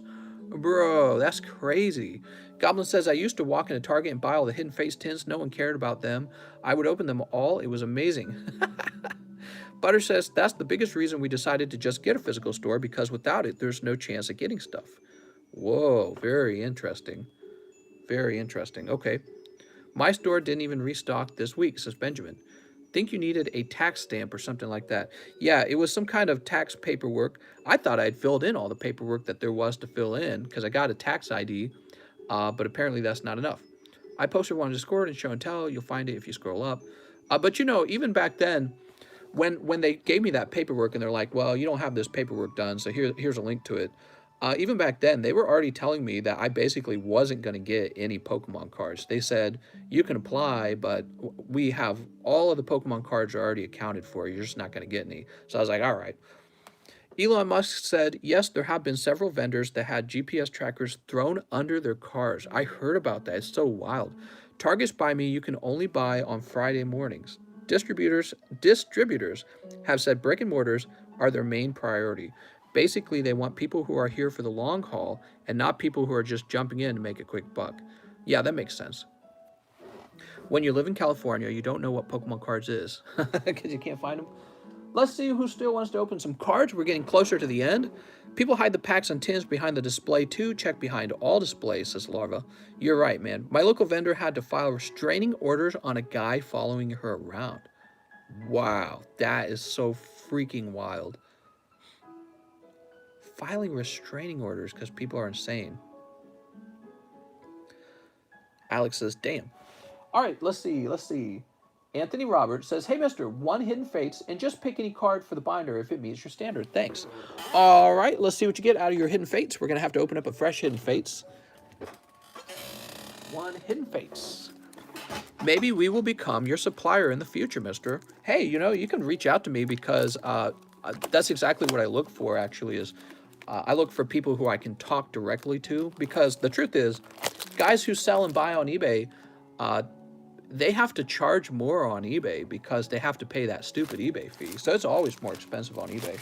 And then there's all kinds of creepy people on eBay selling. So what I tend to do is I tend to find, I usually have like a top 5 guys who I can actually talk to them. And, but I don't know, you know, I know you got to stock your actual store up. So you're welcome to make a mention of it to me. How else do I communicate? So I communicate a little bit on Instagram. I'm hard to reach on Instagram typically because I don't check it every day. But I do eventually check it. So Instagram, Discord's the best one, obviously. I check Discord like hourly. And then you can always talk to me here. But yeah, you're always welcome to, you know, especially if you have something that you don't, especially if you have something that you're not able to sell. He says, we want to be putting in 200 to 300,000 orders by the end of the year. Yeah, that's a lot of orders.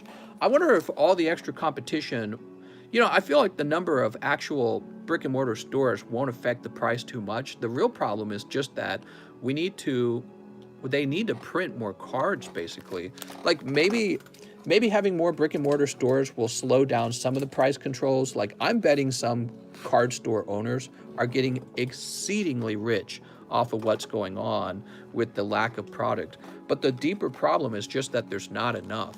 And by next year, or later on this year, there really could be enough. And then everything, all these guys who are betting like all their money on being able to flip these cards that are out of stock in the retail stores, they're going out of business. It's funny because it happened to me a long time ago. I used to be a scalper of a toy called This was back when I worked for Coca-Cola, so I was like 22 years old, and I sold, what are they called? Oh, they're called Skylanders. Those little figurines, remember that? Also, there was like a Disney version and blah, blah, blah. So they were all doing the same thing back then. But these little Skylanders, I would buy them all up, and then I'd sell them on eBay, and I was making a killing on them. The amount of money I was making was like blowing my mind. Sometimes it was like $60 or $50 for one of them, and I think they cost like 13 bucks or 8, I don't remember. So anyways, the next Skylanders come out, Skylanders 2, right? The sequel. The sequel comes out, and I'm like, I'm going to make so much money on Skylanders 2. But I didn't make $1. And the reason why? Because they printed so many of them. They made so many of those figurines that they were never sold out. They were never sold out. And so people could get them for the actual retail price. People could get them for the retail price, and I was immediately out of business. That's how it works. No more business for me. You got one Arbok, mister.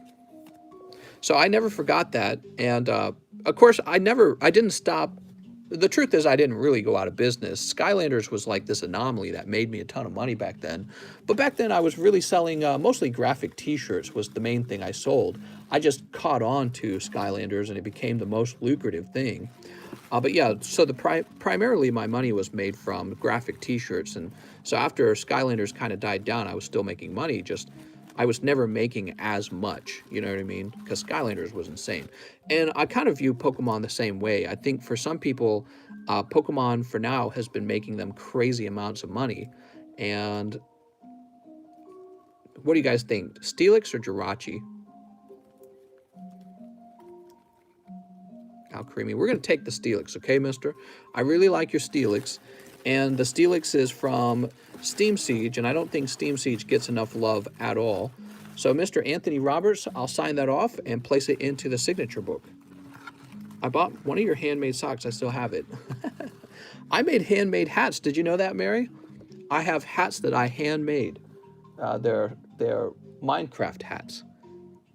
Back then, I was always looking for a way to make some money because, you know, I had a goal of going to school.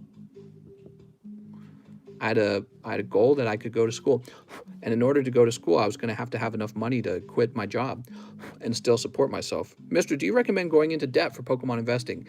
You know, the funny thing is, if you had gone into debt 2 years ago to buy up, like, let's say $200,000 of Pokemon cards, you could have bought nothing but vintage, in fact. Today, you would be incredibly wealthy. So my automatic answer to you is no. I would not go into any debt for Pokemon cards. I would play it safe, and I would be conservative about it. But the reality is, if you looked at the history of the cards from 2 years ago, if you had gone into debt buying up Pokemon cards on interest, you actually did well, because Pokemon cards exploded in price that much over the next 2 years. The question you should ask yourself is, will they continue to rise the way they rose 2 years ago? I doubt it. I think that Pokemon cards will continue to rise in price. However, the sudden attention on Pokemon cards, that was what drove their price up. And for them to go up in price again would require some phenomenon to occur. Maybe like PewDiePie gets into Pokemon cards and he says, I'm a Pokemon card investor. I'm going to be buying Pokemon cards up off the market now. Some phenomenon like that would cause another spike in the price. That's what I think. If that doesn't occur, prices will probably remain steady where they're at and not really jump too much higher, because now we can say that the Pokemon cards are real expensive. You'll see the vintage stuff creep up in price over time, especially the booster packs, and the vintage slabs will probably follow. With the modern stuff, a lot of modern's way overpriced. So you guys don't truly understand just how much of modern there really is. There's modern cards today like this one, this Charizard. There's already 674 PSA 10 of this Charizard. Okay, but not all of the Burning Shadows supply has been opened yet.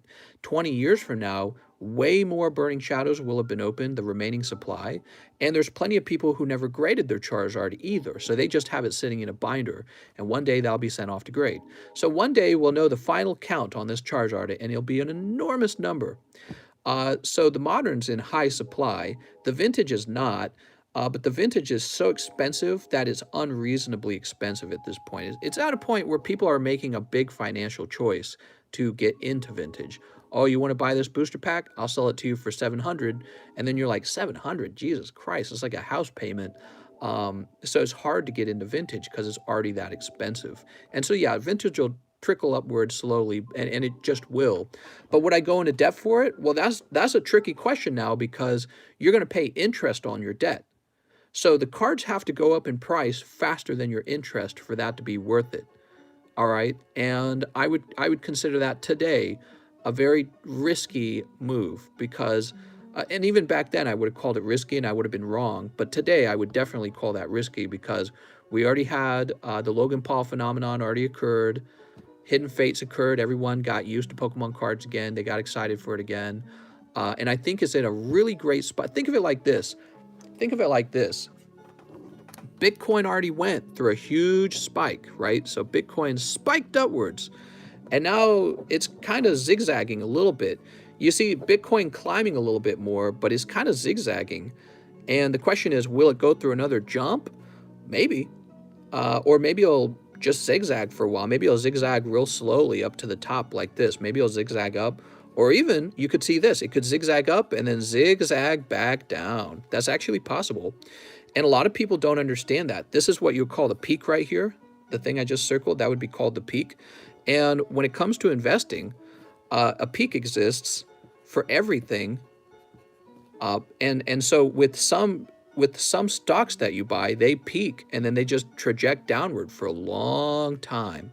And some never recover. They never reach that peak again. That would be like the dot-com boost, the dot-com bubble with tech stocks back then. People were just spending endless amounts of money because they're like, these tech companies are going to be worth so much.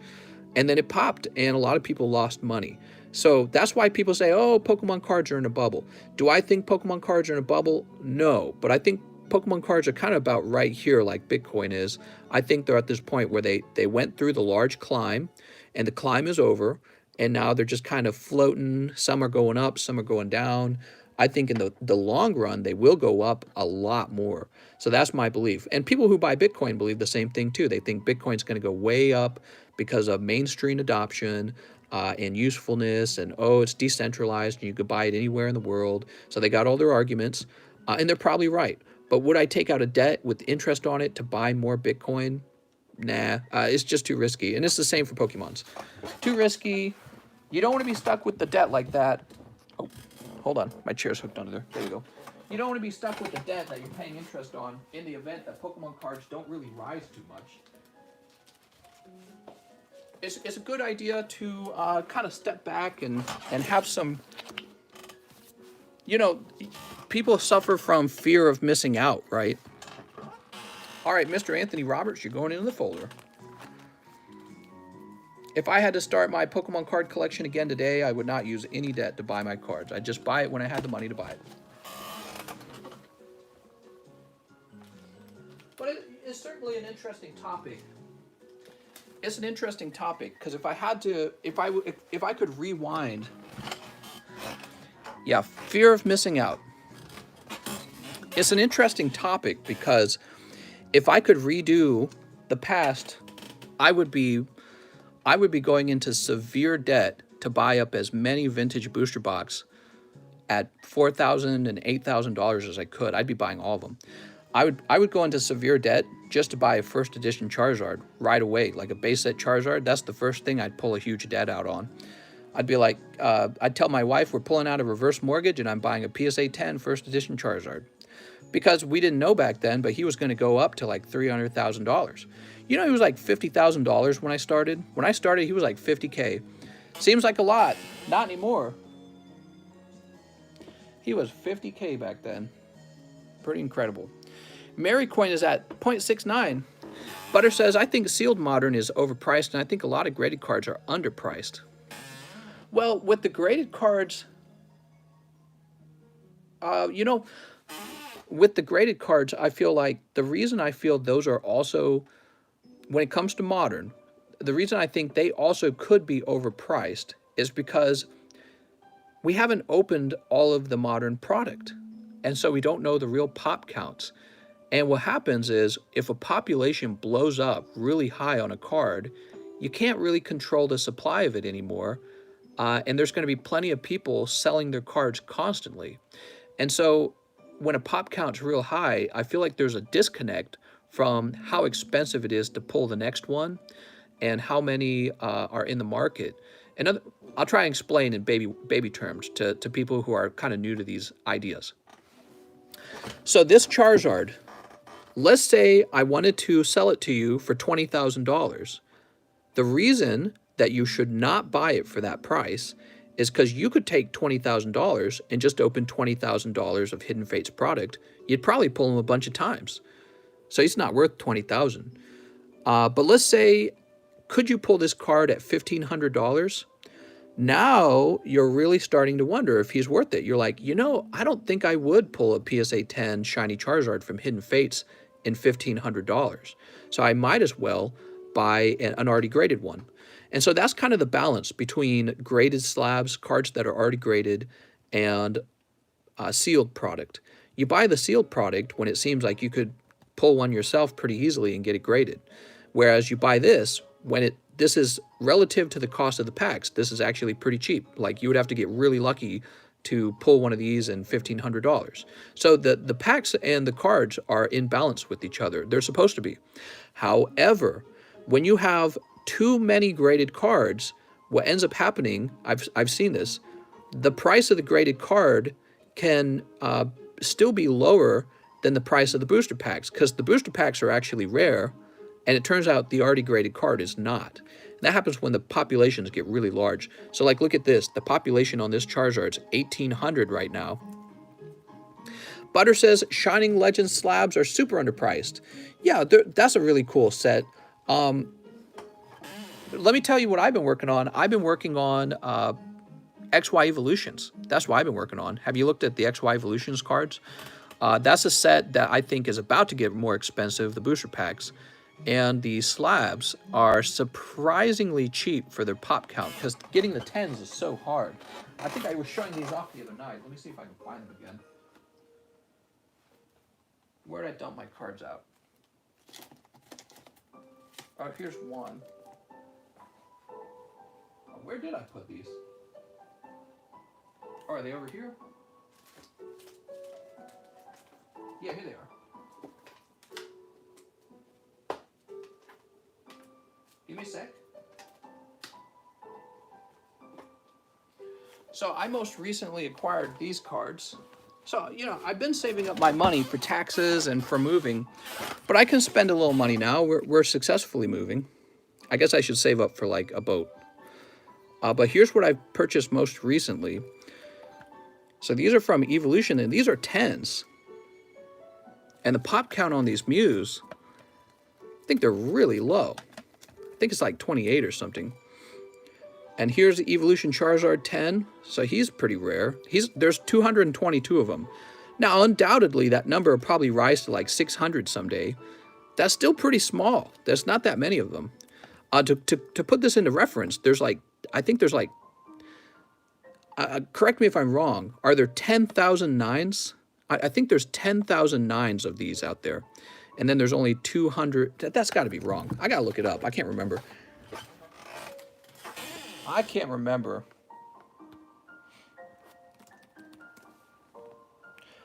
So I do the same thing you guys do. I kind of evaluate all the cards on the market to figure out which ones are incorrectly priced. And I thought that the Evolutions were incorrectly priced. And so you can see me putting my money where my mouth is by actually buying them. All right, so give me a second. Okay, so the Charizard Holo. Here it is. So there's a total of... Oh, hold on. Stupid screen's messing up. The email popped up. There we go. There's a total of 10,700 of them graded, but only 200 of them showed up as 10s. That to me tells me that... Now, some of that 10,000, it will be regrades. You got 8s and 9s here, primarily. And that means the majority being sent in are coming back 8 and 9. But that's a very good... That number is very good, because what that tells me is the the ratio of tens to everything else is tiny. It means the vast majority of the time you're not going to get a 10. And that protects the value of the 10 in a way, especially if it's been printed a lot. Mr. Butter says, my girl and I ripped 1,000 packs of Shining Legends for $5 a piece before it was out of print. Shining Legends used to be everywhere. You couldn't get away from it. Yeah, definitely. So actually, while I'm here, let me write down that this has a pop of, it should be 10.7K to 200. Okay, roughly. I guess I could have written down 222, but I was worried that I would run out of room. I'll update it later because that number will definitely rise. And then that's Charizard. How about Mew?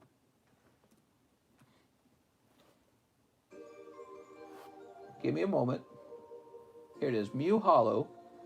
All right, so Mew Hollow is at about 35. So it's not 28, it's 35. And they might be grading them right now.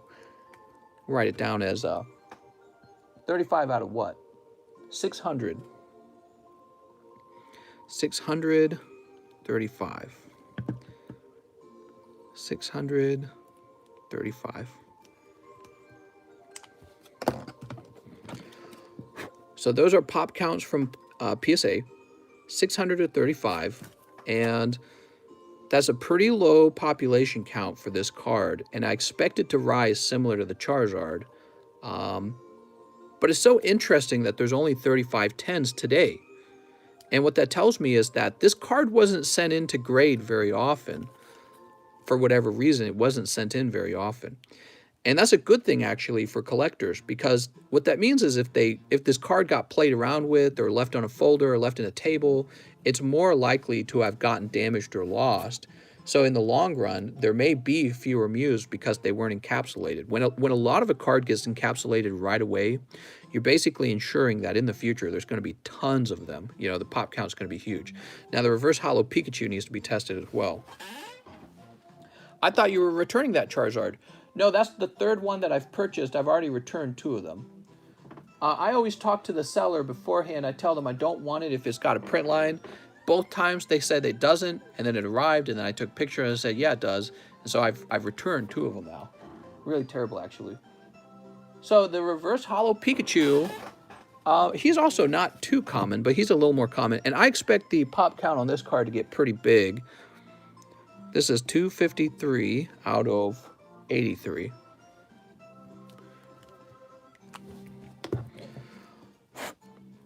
So there we are. So that's the reverse holo Pikachu. There's 83 of these. I really expect the number on this to climb over time. But what's interesting are the Charizards. I think that the scrutiny on the Charizard is very high for it to be 10K out of 200 out of 10K, I should say. And then the Mews are a little more favorable with 35 out of 600. But I feel that people don't even bother with their Mews if the Mews could get a 9 or an 8. They say, I don't even want the 9 or the 8, I guess. But these actually look really clean. I'd love to invest in slabs, but there aren't a lot in my country. Is that what you said? In your community? Okay. Actually, we can leave this Charizard up, can't we? Place it right there. By the way, why don't we do a little comparison? So this is the oldest Charizard right here, the no rarity symbol Charizard. This is the oldest card. And here's the remake. And you'll see they're pretty similar, actually. They look quite similar to each other. They are different.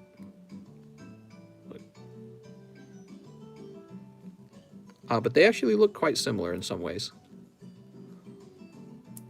How are you doing the giveaway tonight? We'll talk about that when we actually activate it, okay? Don't worry about it. Don't worry. It'll be for everyone if that's what you're worried about, though. Everyone will be able to get in. I really like the XY Evo Reverse Holo Mew. Yeah, he's pretty cool, too. I think that with the Reverse Holo Mew, I think with the Reverse Holos, I think that I would like a chance to grade those myself. But with certain cards, I didn't want to take any risks. And so I have the Reverse Holo of that Charizard, too. But yeah, when you talk about reverse holos, the reverse holos are a lot more common in evolutions. So what's not common is a holographic 10. Let's see, if we're talking about the reverse holo Charizard. So with the reverse holo Charizard, 5,000 of them have graded, and 790 of them graded 10. So you can see that the fraction is much higher in that case, or it's a closer to 1, I guess is what you really mean mathematically. But what it means is you're more likely to get a 10 of the reverse holo Charizard from the set. All right, let's go ahead and refresh PayPal. We're 170 minutes in, thanks to our very fun conversation. And now I'm going to go ahead and call no more orders. I'd like to wrap up kind of early tonight because I'm not feeling so well. And let's see if there were any more orders. I don't think there were, so I think we're all done, actually. Do you have any Evos out grading? Yeah, I've got a bunch of Evos out grading, actually. I've sent out my fair share, and I intend to send out even more. Big fan of evolutions. All right, we're all done for tonight. No more orders have come in. And let me pick something to give out now. I didn't plan originally on doing a giveaway, but, you know, I tell you what. We'll give out, I'll make it simple. 1, 2, 3, 4, 5, 6, 7, 8, 9, 10. We'll give out 10 packs of Matchless Fighter. I think that's pretty nice. 10 packs of Matchless Fighter. And we'll give it out by playing a round of Who's That Pokemon. How about that? I really like that. Who's That Pokemon? And let me open up a copy of the live stream so I can actually see your comments. Since I can. He says, sorry, I wasn't paying attention. Did you get Zachary Hickman's order? Sorry, lol. Zachary Hickman's order. Did you place another order and I didn't see it? Zachary Hickman. Mister, I'll take 3 more Hidden Fates. I got it back. Yes, sir. We open up your 3 Hidden Fates.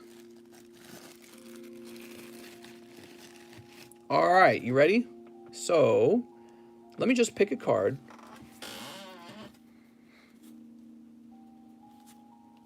All right, I think I got one. How do I play Who's That Pokemon? Oh, the rules are very simple. I'll have a card that I begin to reveal the image of it, and then you may take one guess at what you believe the Pokemon of that card is. So you have to name that Pokemon correctly. In other words, if I were to show Galarian Farfetch'd, you need to say Galarian Farfetch'd. Now I'm getting the card ready right now.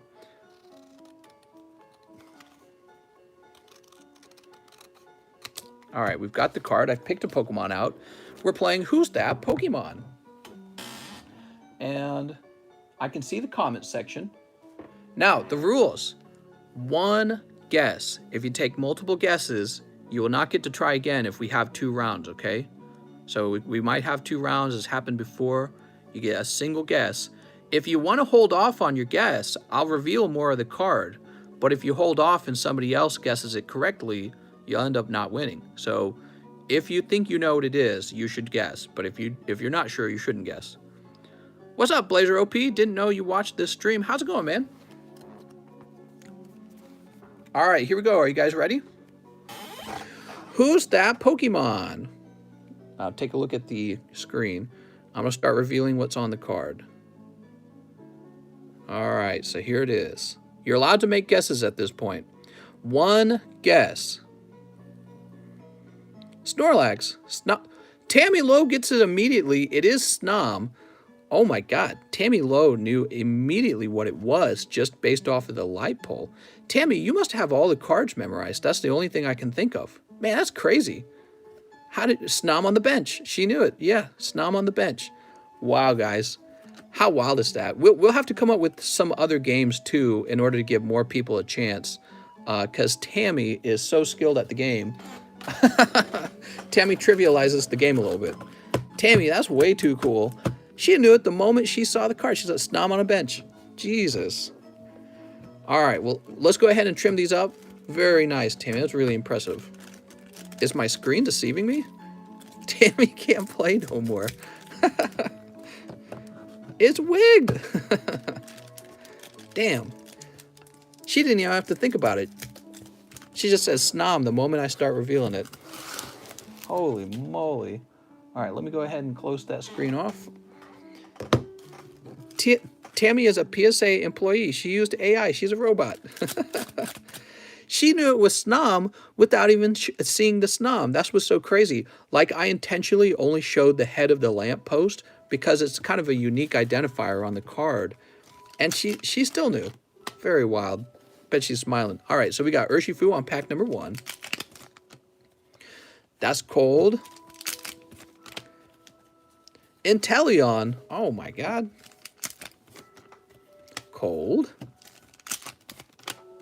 Here's Beedrill.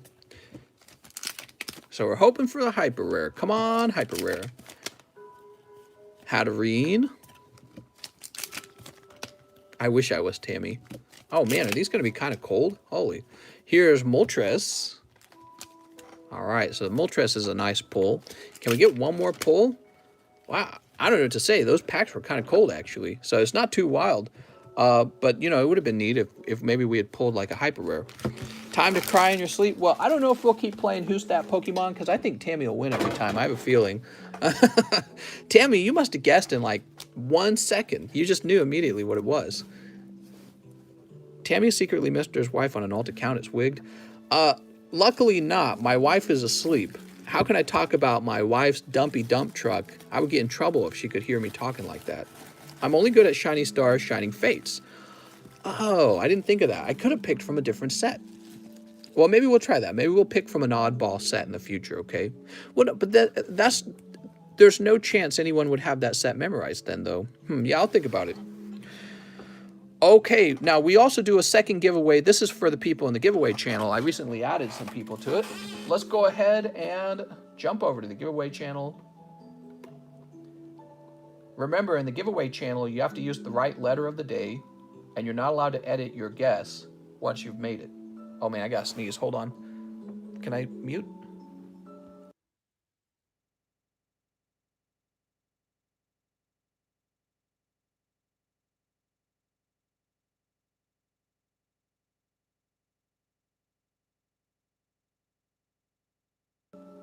All right, so let me show you something.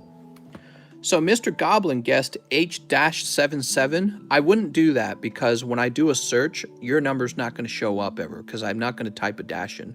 Same with the day. I noticed is H space 65. That could actually cause your number to not show up.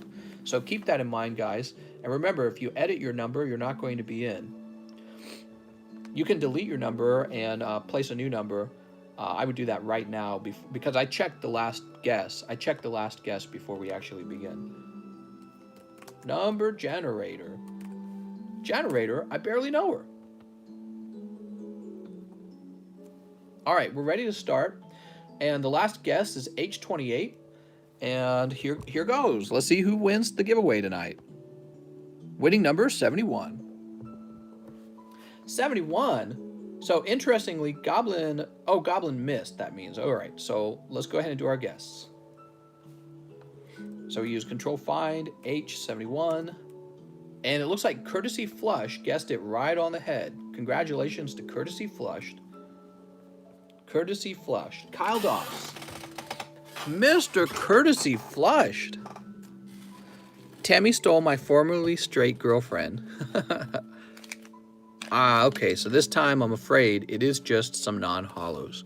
Nothing too wild. Do you guys want to see where the next hit was? Let's see if it was far away. I think it's far away, the next hit. Oh, don't look at that. Oh, don't look at that.